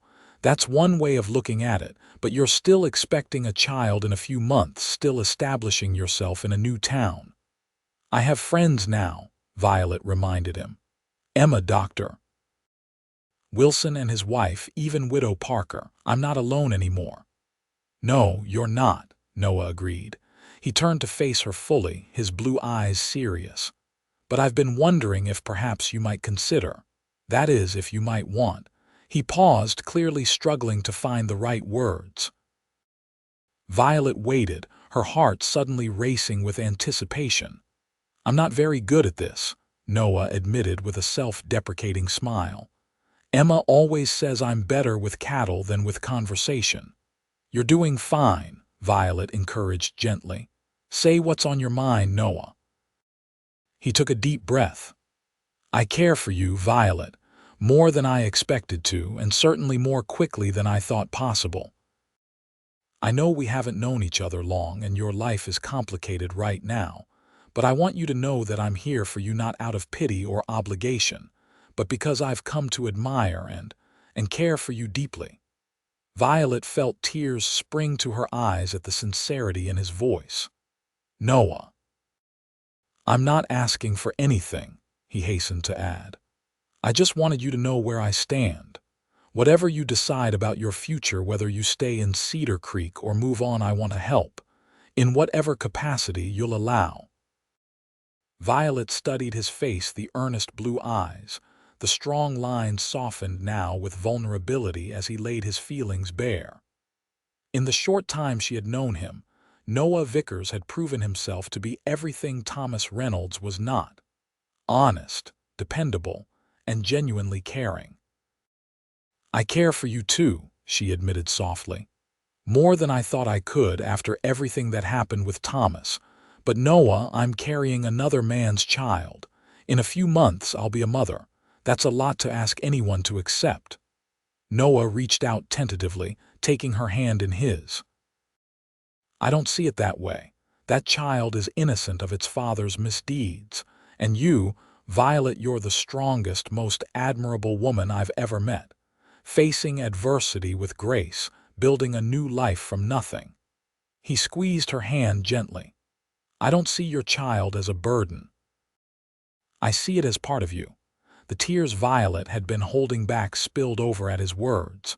"You're a good man, Noah Vickers, better than I deserve after being so foolish with Thomas." "Trusting someone isn't foolish," Noah said firmly. "Being betrayed doesn't make you less worthy of happiness." A breeze stirred the leaves overhead, sending dappled sunlight dancing across the bridge where they stood. In that moment, with Noah's hand warm around hers and his eyes reflecting nothing but sincerity, Violet felt something shift within her, a letting go of old fears, an opening to new possibilities. "I'm not sure what the future holds," she said honestly, "but I know I want to stay in Cedar Creek. I want to see where this connection between us might lead." Noah's smile was like the sun breaking through clouds. "That's all I'm asking, for a chance to show you what could be." He leaned forward slowly, giving her time to pull away if she wished. When she didn't, he placed a gentle kiss on her forehead, chaste, respectful but full of promise. "We'll take things one day at a time," he said as he straightened. "No pressure, no expectations, just two people getting to know each other better." "I'd like that," Violet replied, feeling lighter than she had in months. As they walked back toward town, hands occasionally brushing but not quite holding, Violet realized something important. For the first time since discovering her pregnancy, she was looking forward to the future rather than fearing it. Whatever challenges lay ahead, the birth of her child, building a life in Cedar Creek, navigating her feelings for Noah, she would face them with hope rather than dread. And for now, that was enough. The weeks that followed brought changes both subtle and profound to Violet's life in Cedar Creek. Thomas Reynolds was transported back to Missouri by federal marshals, his expression unreadable as he passed Violet on his way to the waiting prison wagon. She felt nothing but a distant pity for the man who had once held her heart, a pity tinged with relief that his deceptions were now behind her. A letter arrived from her mother, cautious in tone, but not unkind. Her father's bank was indeed under investigation, though for irregularities less severe than Thomas had implied. The scandal had been contained, but her father's reputation had suffered. More surprisingly, Her mother expressed tentative interest in the grandchild Violet was carrying, asking when the baby was due and whether Violet was receiving proper medical care. "It's not quite forgiveness," Violet explained to Noah as they sat on Emma's porch one evening in late July, "but it's a start. More than I expected, honestly." Noah nodded, understanding in his eyes. Families are complicated. Sometimes it takes a crisis to remind people what truly matters. Their relationship had developed gradually over the past month: afternoon walks when Noah was in town, Sunday dinners at the boarding house, and occasional visits to the Double V when Emma could accompany them as a proper chaperone. Noah was unfailingly respectful of Violet's need for time and space, never pushing for more than she was ready to give. Yet, there was no denying the deepening connection between them. The way his eyes sought hers across a crowded room, the gentle touch of his hand at her elbow as they walked, the conversations that flowed easily between them, ranging from books they had read to dreams they still harbored.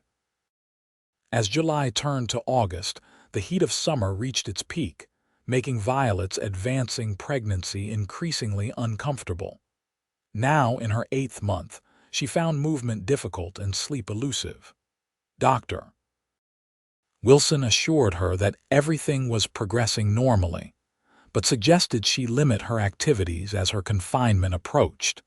It was during this time that Noah approached her with an unexpected proposal.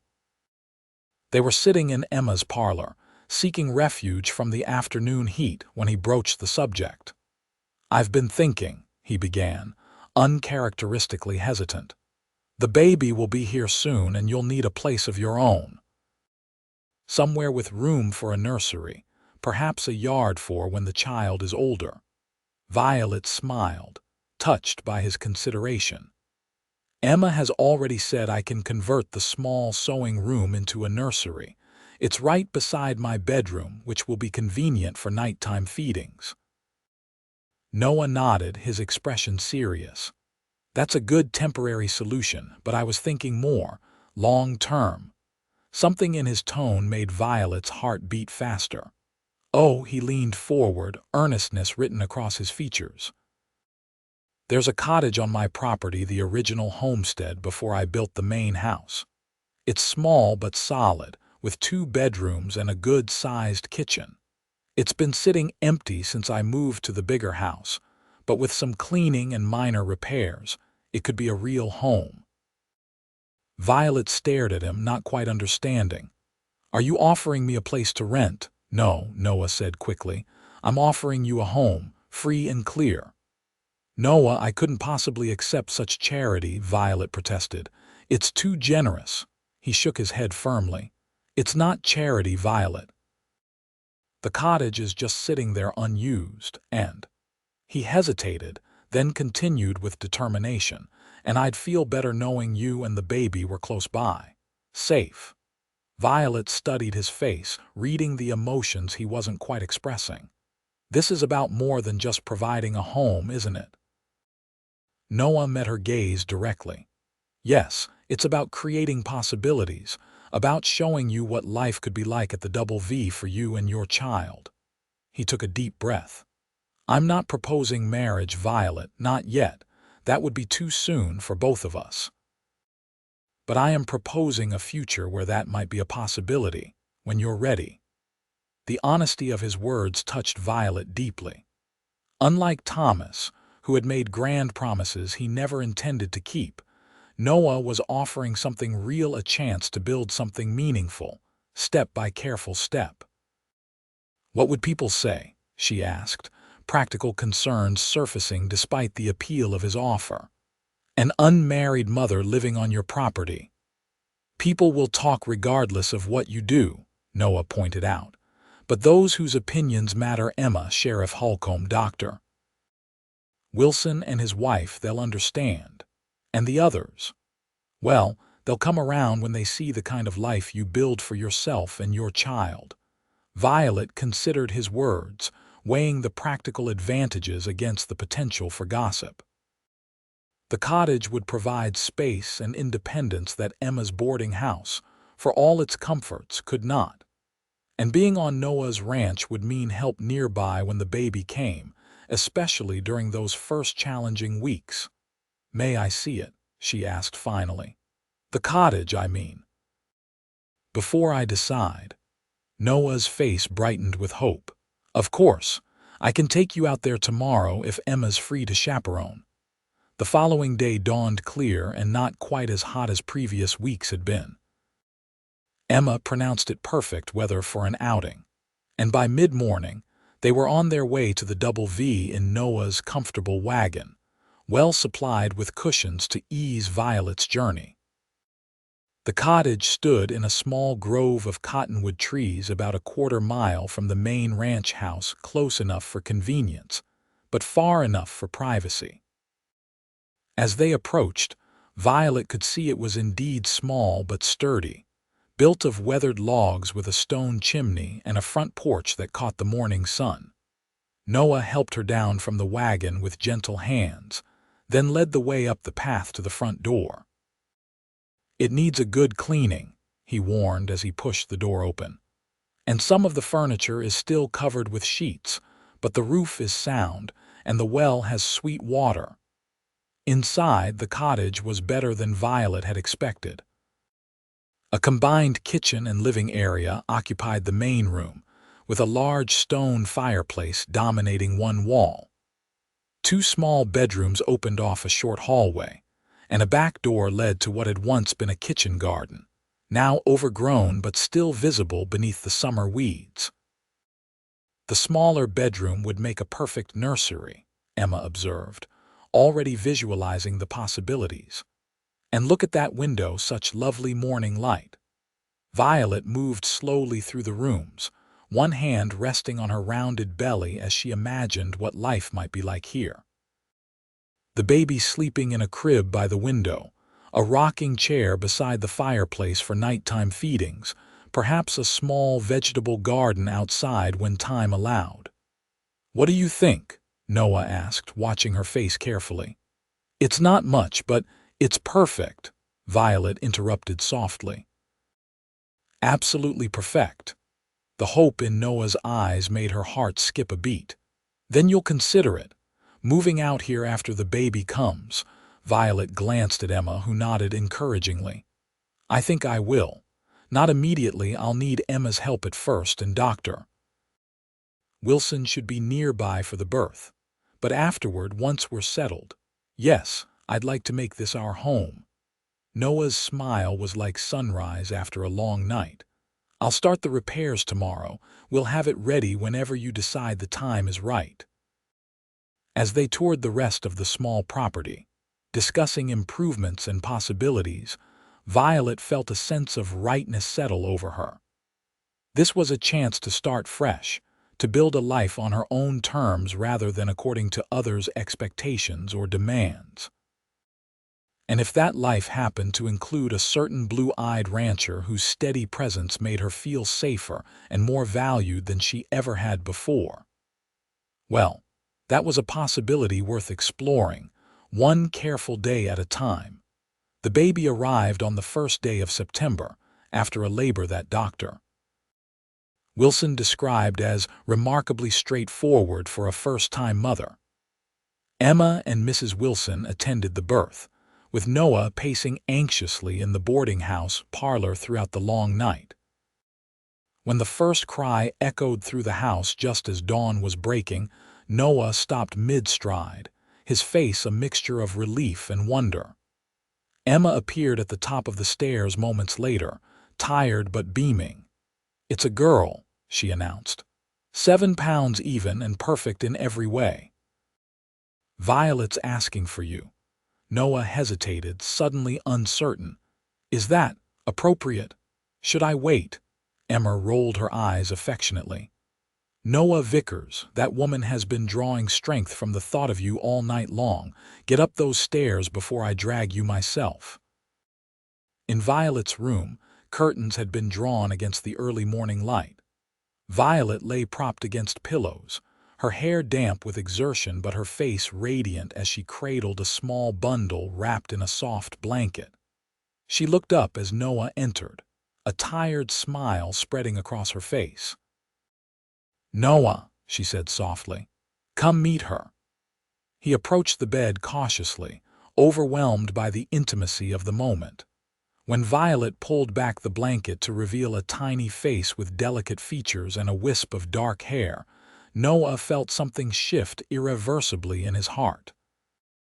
"She's beautiful," he whispered, reaching out to touch one perfect miniature hand. The baby's fingers reflexively curled around his much larger one, and Noah felt tears sting his eyes at the simple trust of the gesture. "I've decided to name her Hope," Violet said, watching Noah's reaction. "Because that's what she represents to me, a fresh start, a future full of possibilities." "Hope," Noah repeated, the name feeling right on his tongue. "It suits her." "Hope Emma Nichols," Violet clarified, smiling at Emma who stood in the doorway. "After the woman who took us in when we had nowhere else to go." Emma wiped away a tear, deeply moved by the gesture. "It's a perfect name for a perfect girl. Now, Noah, you've seen them both and assured yourself they are well. It's time to let Violet rest while I fetch her some breakfast." Noah nodded, reluctantly withdrawing his finger from the baby's grasp. "I'll come back this afternoon if that's all right." "I'd like that," Violet replied, her eyes already growing heavy with exhaustion. As Noah left the boarding house, stepping into the crisp September morning, he felt as if the world had somehow changed overnight. The sun seemed brighter, the air fresher, the future suddenly rich with possibilities he had never dared imagine before. He had come to the depot that May evening on a simple errand, expecting nothing more than to check on a delayed shipment.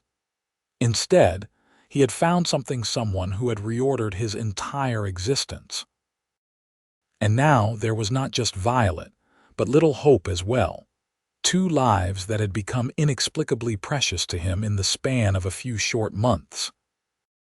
Over the following weeks, Noah divided his time between ranch duties and frequent visits to the boarding house, where Violet was recovering her strength and adjusting to motherhood. He brought small gifts, a handcrafted cradle made by Jose's brother, soft blankets purchased from the general store, wildflowers gathered from the meadows around the Double V. More importantly, he brought his steady presence and unwavering support. When Hope was colicky and Violet exhausted, Noah would walk the floor with the fussing infant, his large hands cradling her tiny form with surprising gentleness. When Violet doubted her abilities as a mother, Noah's quiet confidence in her restored her faith in herself. By mid-October, with autumn painting the cottonwoods gold and the first hint of winter in the evening air, Violet felt ready to consider the move to the cottage. Noah had been true to his word, overseeing repairs and improvements that transformed the simple dwelling into a proper home. The roof had been reinforced, the chimney cleaned, the wellhead rebuilt. Inside, the walls had been freshly whitewashed, the floors sanded smooth, and new curtains hung at the windows sewn by Emma from fabric Noah had ordered specially from Denver. "It's too much," Violet protested when she saw the extent of the renovations during a visit to the ranch. "You've gone to such expense." "It's not nearly enough," Noah countered, watching her face as she explored the transformed cottage. "Besides, most of the work was done by me and my hands." The materials weren't so costly. The nursery had received particular attention. A rocking chair sat by the window that overlooked the small garden, now cleared of weeds and planted with hardy herbs that would return in spring. The cradle Noah had given them stood in the corner, and a chest of drawers waited to be filled with Hope's tiny garments. "What do you think?" Noah asked as they stood in the doorway of the nursery, Hope sleeping peacefully in Violet's arms. "Is it a place you could call home?" Violet looked around the room, imagining nights rocking her daughter to sleep, mornings waking to sunlight streaming through the east-facing window, seasons changing beyond the glass as hope grew from infant to toddler to young girl. "Yes," she said softly. "It's exactly the home I would have chosen if I could have dreamed one into existence." Noah's smile was worth all the hardships she had endured to reach this moment. "Then it's yours, whenever you're ready." The move took place the following week, with Emma helping Violet pack her few belongings while Noah and his hands transported furniture and supplies to the cottage. By late afternoon, everything was in place, and Emma prepared to return to town with the wagon. "Are you sure you'll be all right out here?" she asked Violet as they stood on the cottage porch. "It's not too late to change your mind." Violet smiled, bouncing hope gently in her arms. "We'll be fine. Noah's just up the hill if we need anything, and I'm actually looking forward to the quiet after months at the boarding house." Emma studied her face, then nodded, apparently satisfied with what she saw there. "You've changed since that night at the depot, grown stronger." "I had good teachers," Violet replied, embracing her friend awkwardly with her free arm. "Thank you, Emma, for everything." After Emma departed, Violet found herself truly alone with Hope for the first time in their new home. She walked through the rooms, getting a feel for the space that was now theirs, whispering to her daughter about the life they would build together. As the sun began to set, casting long shadows across the small clearing around the cottage, there was a knock at the door. Noah stood on the porch, hat in hand, a basket over one arm. "I thought you might not feel like cooking your first night here," he explained, holding up the basket. "Maria sent over her famous tamales, and there's a jar of preserves from Widow Parker." Violet smiled, touched by the thoughtfulness. "Would you care to join us? There's certainly enough for two." They ate at the small table by the fireplace, the autumn evening cool enough to warrant a small fire. Hope slept in her cradle nearby, occasionally making the snuffling sounds that both adults had come to find endearing. "How does it feel?" Noah asked as they finished their meal. "Being in your own home," Violet considered the question. "Strange, but in a good way, like I'm finally standing on solid ground after months of uncertainty." Noah nodded, understanding in his eyes. "The first night in my own place, the main house, after I'd built it, I couldn't sleep. Kept walking from room to room, amazed that it was really mine." "Exactly," Violet agreed. "Though I'm too tired for much walking tonight. Hope was up twice last night." Noah rose, gathering the dishes. "Then I should let you rest. But first—" He reached into his pocket and withdrew a small package wrapped in brown paper. "A housewarming gift, something to make this place truly yours." Curious, Violet unwrapped the package to find a brass key on a simple chain. "The key to the front door," Noah explained. "I had a new lock fitted yesterday. No one else has a copy, not even me. This home is yours and Hope's completely." The symbolism of the gesture brought tears to Violet's eyes. After months of depending on others' charity and goodwill, she now held tangible proof of her independence. "Thank you," she said, her voice thick with emotion, "for understanding how much this means." Noah reached across the table to take her hand, his touch warm and reassuring. "You've earned this, Violet. Your strength, your determination, they're why you're here now in your own home with your beautiful daughter. I just provided the building." As she walked him to the door a short while later, Violet felt a surge of affection for this man who had become so important to her life. Without conscious thought, she rose on tiptoe and pressed a gentle kiss to his cheek. "Good night, Noah, and thank you again." In the soft light from the oil lamp, she saw color rise in his face, his eyes darkening with an emotion he carefully kept in check. "Good night, Violet. Sleep well." She watched from the doorway as he walked up the path toward the main house, his figure silhouetted against the star-filled sky. When he reached the crest of the hill, he turned and raised a hand in farewell before disappearing from view. Closing the door, Violet touched the key that now hung around her neck. It represented more than just ownership of a physical space. It symbolized the life she was rebuilding, on her own terms, with people who valued her for exactly who she was. And as she prepared for her first night in her new home, checking on Hope one last time before retiring to her own room, Violet felt a sense of peace settle over her. Whatever the future held, she would face it with courage, with hope, and perhaps, if she were brave enough to trust again, with love. Winter arrived early that year, blanketing the Double V Ranch in snow by mid-November. Violet quickly adjusted to the rhythm of ranch life: the earlier sunsets, the need to keep firewood stacked and ready, the importance of preparing for days when travel to town might be impossible due to weather. Noah proved to be an attentive but respectful neighbor. He visited the cottage daily, sometimes just for a few minutes, to ensure Violet and Hope had everything they needed, other times staying for longer visits that increasingly felt like family time rather than social calls. He never presumed or imposed, always knocking and waiting to be invited in, even on the coldest days. Their relationship deepened gradually, built on mutual respect and growing affection.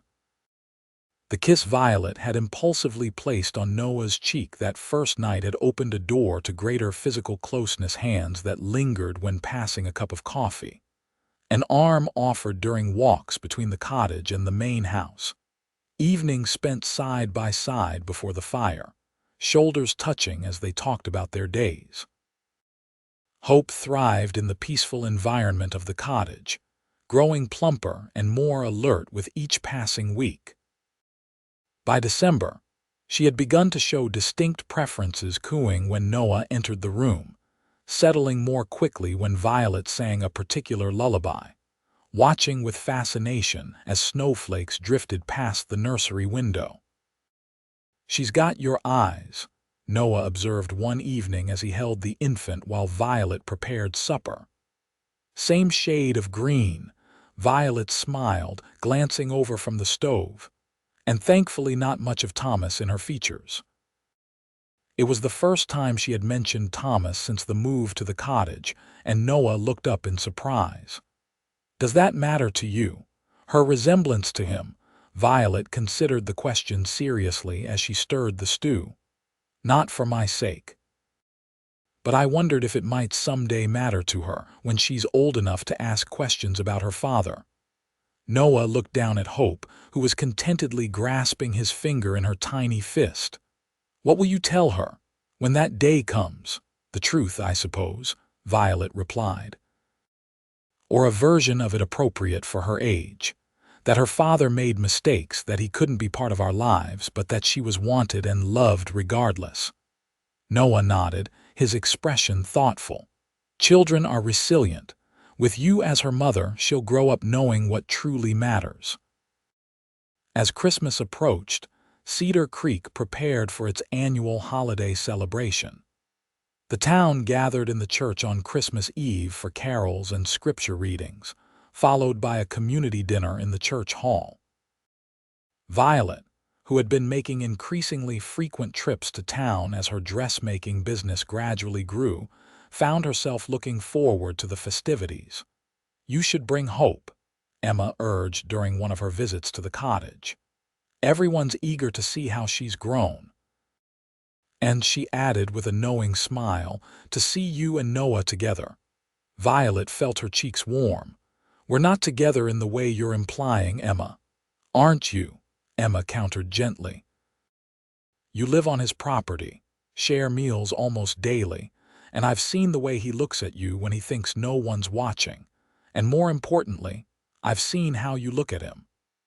Rather than deny it, Violet found herself confessing the feelings she'd been nurturing quietly for months.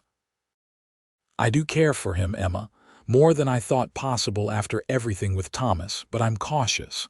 For Hope's sake as much as my own." Emma squeezed her hand. "Noah understands that.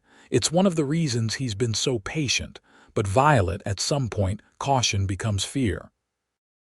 Don't let what Thomas did rob you of a chance at happiness." The words stayed with Violet long after Emma had returned to town. That night, as she rocked Hope to sleep in the nursery, she found herself contemplating what a future with Noah might look like, not just as a neighbor and friend, but as something more permanent. The thought both thrilled and terrified her. To trust so completely again, to risk her heart and her daughter's security on another man's promises. Yet Noah had proven himself different from Thomas in every possible way. Where Thomas had been charming but ultimately selfish, Noah was steady and genuinely giving. Where Thomas had made grand promises, Noah simply showed up, day after day, offering what help he could without expectation of return. On Christmas Eve, a light snow fell as Noah drove Violet and Hope to town in a sleigh borrowed from a neighboring ranch. The baby was bundled in layers of warm blankets, fascinated by the snowflakes and the jingling of the sleigh bells. Violet, seated close beside Noah for warmth, found herself acutely aware of his solid presence, the strength in his arms as he handled the reins, the clean scent of soap and leather that clung to him. The church was warm and bright with candles when they arrived, already filled with most of Cedar Creek's population. Heads turned as they entered, Noah carrying Hope's basket while Violet unwound her scarf and shook snow from her cloak.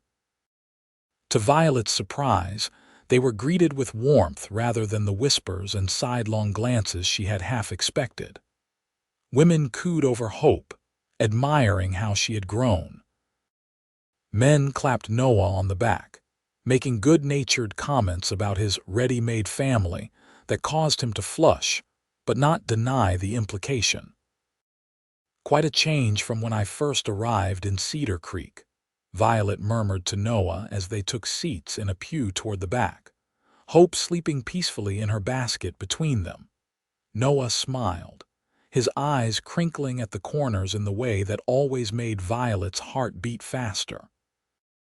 "People come around when they see the truth with their own eyes. And the truth is that you've earned their respect, Violet, through hard work and dignity in the face of challenges." The service was simple but moving, familiar carols, the Christmas story read by children from the school, a brief sermon about hope and new beginnings that seemed particularly relevant to Violet's circumstances. Throughout it all, she was aware of Noah beside her, their shoulders touching, his deep voice joining hers during the hymns. At the community dinner afterward, they sat with Emma, Sheriff Holcomb, and the Wilsons at a table near the Christmas tree. Hope, now awake and alert, was passed from person to person, admired and dandled on knees as Violet ate her meal, touched by the way her daughter had been embraced by the community. "She's thriving," Dr. Wilson observed as he handed the baby back to Violet.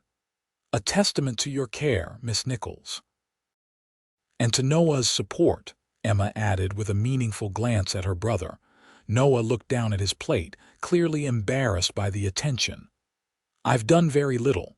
Violet is the one who deserves the credit." "Nonsense," Violet countered softly. "You've been our rock these past months, Noah. Hope and I wouldn't be where we are without you." Their eyes met across the table, and something shifted in the air between them, an acknowledgement of feelings too deep for casual conversation, a recognition of possibilities neither had yet spoken aloud. The moment was interrupted by Mayor Drummond calling for attention to announce the traditional lighting of the town Christmas tree. As candles were carefully placed on branches and lit one by one, filling the hall with a warm, flickering glow, Violet felt a sense of belonging wash over her. This place, Cedar Creek with its quirks and gossip and fundamental decency, had become home in a way Missouri never truly had been. Later, as they prepared to leave, Noah drew Violet aside in the church vestibule while Emma entertained Hope nearby. "I have something for you," he said, suddenly seeming nervous. "A Christmas gift, but I'd prefer to give it to you privately back at the ranch." Violet nodded, curious about his uncharacteristic anxiousness. "Of course. We have gifts for you as well." Hope helped choose them. This last was said with a smile, acknowledging the impossibility of a 3-month-old selecting presents. The ride back to the Double V was magical, snow falling gently around them, stars visible between breaks in the clouds, Hope asleep in Violet's arms as the sleigh glided smoothly over the packed snow. They spoke little, both lost in their own thoughts, though Noah reached over occasionally to tuck the blanket more securely around Violet and Hope. When they reached the cottage, Noah helped Violet inside with Hope, building up the fire while she settled the baby in her crib. By the time Violet returned to the main room, Noah had removed his coat and was sitting on the small sofa before the fire, looking more nervous than she had ever seen him. "Tea," she offered, moving toward the kitchen. Noah shook his head. "No, thank you, That is, I'd like to give you your gift now, if that's all right." Violet sat beside him, curious about the small package he withdrew from his pocket. It was wrapped in plain brown paper tied with a simple red ribbon, clearly Noah's own handiwork, rather than one of the elaborately wrapped packages available at the general store. "It's not much," he said as he handed it to her, "but I hope it might mean something to you." Violet untied the ribbon carefully, unfolding the paper to reveal a small velvet box.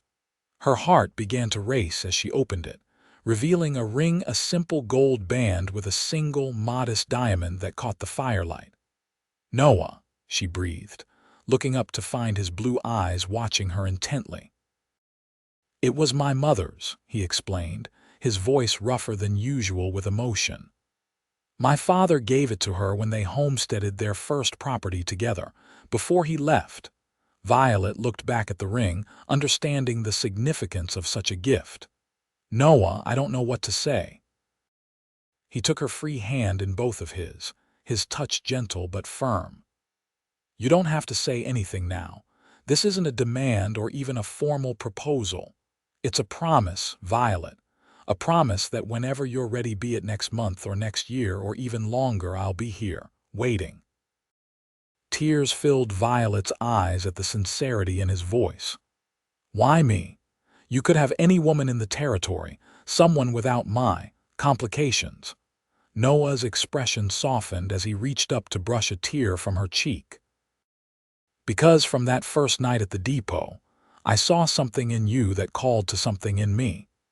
Your strength, your dignity in the face of abandonment, your determination to build a life for yourself and your child. How could I not fall in love with such a woman?" The words hung in the air between them, the first time either had spoken of love aloud.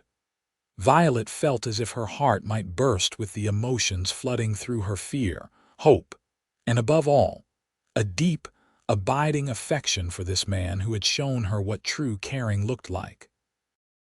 "I'm not asking you to wear it yet," Noah continued, gesturing to the ring.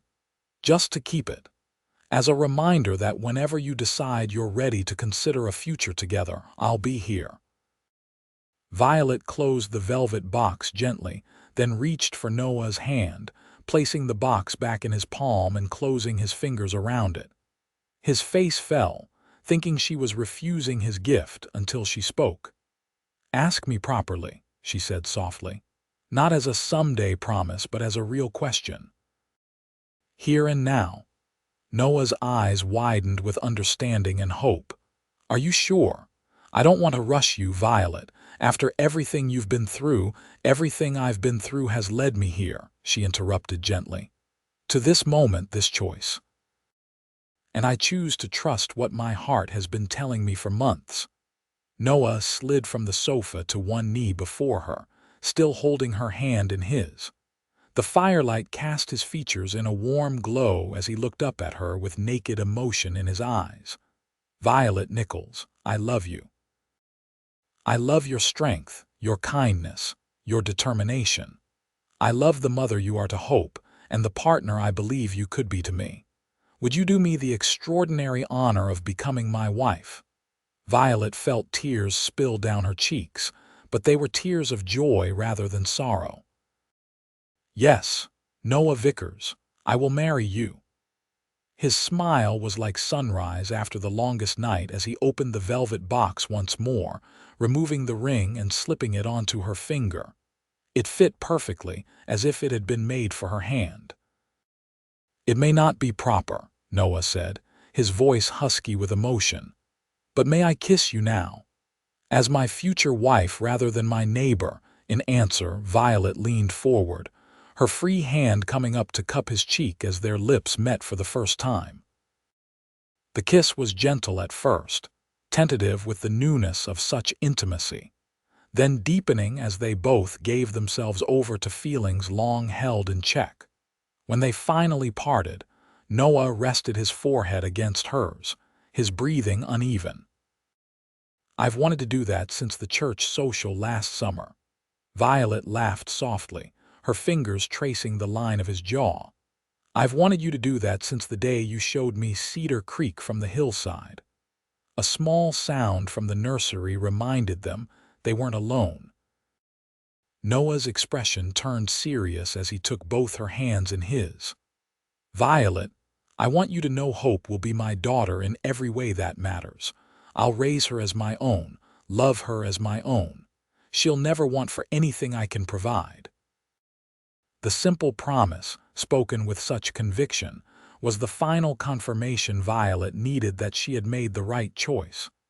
"She already loves you," she said softly, "almost as much as I do." They sat together before the fire until long after midnight, making plans for their future, a spring wedding at the church in Cedar Creek. Hope in a special dress Emma would surely insist on making. Their life afterward in the main house with the cottage, perhaps serving as a guest house or a home for ranch hands. As Christmas morning dawned, bringing with it Hope's hungry cries from the nursery, Violet found herself filled with a profound sense of gratitude. The journey that had begun with abandonment and fear at Cedar Creek Depot had led her here to a home, a community, and most unexpectedly, to a love deeper and truer than she had ever thought possible. Noah kissed her once more before rising to leave, promising to return later with Emma, who was coming for Christmas dinner. "Merry Christmas, my love," he said softly, his eyes lingering on her face as if memorizing every detail. "Merry Christmas," Violet replied, the ring on her finger catching the early morning light as she waved from the doorway. As she turned back inside to tend to Hope, Violet reflected on the strange and winding path that had brought her to this moment. What had seemed like the worst day of her life alone, pregnant, and abandoned at a depot in a strange town, had actually been the first step toward the best days she would ever know. Sometimes, she thought as she lifted her daughter from the crib, the end of one journey was simply the beginning of another, better one. And with Noah and Hope by her side, she couldn't wait to see where this new path would lead. The following spring brought renewal not just to the land around Cedar Creek, but to Violet's life as well. As wildflowers bloomed across the prairie, and new calves wobbled alongside their mothers in the pastures of the Double V, preparations for the wedding moved forward with the enthusiastic involvement of the entire community. Emma took charge of Violet's dress, creating a gown of ivory silk with delicate lace trim that complemented Violet's auburn hair and green eyes perfectly. Widow Parker insisted on baking the wedding cake, declaring that Noah Vickers deserves the best, and that means my special recipe. Even Mrs. Hollister, once so judgmental of Violet's circumstances, volunteered to arrange flowers for the church. Hope, now 9 months old and beginning to pull herself up on furniture, watched the activity with bright-eyed curiosity. She had Noah's entire ranch wrapped around her tiny finger, from Jose's young sons who made her wooden toys, to Hank's wife who knitted her tiny booties, to Noah himself who spent every spare moment with her. "She's calling me Da," Noah confided to Violet one evening as they sat on the porch of the main house, watching the sunset. Hope was asleep inside, having exhausted herself crawling after Noah's border collie, Scout. Violet smiled, her heart full at the proud wonder in his voice. She knows who loves her. The wedding took place on the first Saturday in May, with the church filled to capacity and spring sunshine streaming through the windows. Sheriff Holcomb gave the bride away. Emma stood as matron of honor, and little Hope, dressed in a miniature version of her mother's gown, was held by Maria Ramires in the front pew, occasionally babbling happily during the ceremony. When Reverend Clark pronounced them husband and wife, Noah's kiss was both tender and promising, drawing good-natured cheers from the assembled guests. As they turned to face their community as Mr. and Mrs. Vickers for the first time, Violet felt a sense of completion she had never expected to find when she stepped off that train a year earlier. The celebration afterward lasted well into the evening, with music, dancing, and enough food to feed half the territory. Noah and Violet moved among their guests, accepting congratulations and well wishes, but always finding their way back to each other, as if drawn by an invisible thread that connected them even across a crowded room. Late in the evening, as the party began to wind down, Dr. Wilson approached them with his wife at his side. "A word with the happy couple," he requested, drawing them slightly apart from the remaining guests. "Of course, Doctor," Noah replied, his arm secure around Violet's waist. The physician cleared his throat, seeming uncharacteristically hesitant. "I've received a letter from the federal prosecutor handling Thomas Reynolds' case. They're requesting Violet's testimony at his trial next month in St. Louis." Violet felt Noah tense beside her. "Is that necessary? Hasn't she been through enough?" Dr. Wilson shook his head apologetically. "I asked the same question. Unfortunately, as the woman he abandoned after embezzling funds, Violet's testimony could be crucial to establishing his character and the timeline of events." Violet placed a calming hand on Noah's arm. "It's all right. If my testimony helps ensure Thomas faces consequences for his actions, then I should provide it." "You don't have to go alone," Noah said immediately. "I'll accompany you to St. Louis." "We'd planned to wait until fall for a proper honeymoon," Violet reminded him, thinking of the busy spring season at the ranch. Noah's expression was resolute. "The ranch can manage without me for a few weeks. Hope can stay with Emma if the journey seems too difficult for her." "But I won't have you facing this alone, Violet. Not now, not ever." The simple promise, spoken with such quiet certainty, reminded Violet yet again of why she had fallen in love with this man. "Then we'll go together," she agreed, leaning into his strength. Doctor Wilson nodded, relief evident in his face. "I'll respond to the prosecutor tomorrow. And now," he added with a smile, "I believe your guests are waiting to bid you farewell before you retire to your new home." Indeed, a crowd had gathered outside the church hall, ready to escort the newlyweds to their waiting wagon.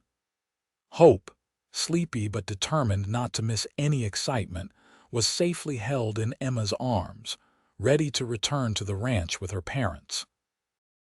As they made their way through the gauntlet of well-wishers, showered with flower petals and good-natured advice, Violet was struck by how thoroughly Cedar Creek had embraced her.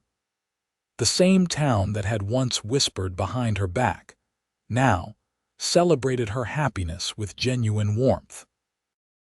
Noah helped her into the decorated wagon, then took hope from Emma, settling the drowsy child between them. As they drove away toward the double V, cheers and laughter fading behind them, Violet leaned her head against Noah's shoulder, contentment washing over her. "Happy, Mrs. Vickers?" Noah asked, his voice warm with love and pride. "Happier than I ever thought possible," Violet replied honestly. "A year ago I had nothing but uncertainty ahead of me. Now I have everything I could ever want." Noah pressed a kiss to her temple, then to Hope's downy head as the child slept against his chest. "This is just the beginning," he promised softly. "The best is yet to come." And as the wagon rolled homeward under a canopy of stars, Violet believed him with all her heart. The journey that had begun with abandonment at Cedar Creek Depot had led her to this moment, to love, to family, to a future brighter than any she could have imagined. Sometimes, she reflected as the lights of the double V appeared in the distance, the end of the track was just the start of a better path. And with Noah and Hope beside her, Violet was ready to follow that path wherever it might lead, one hopeful step at a time.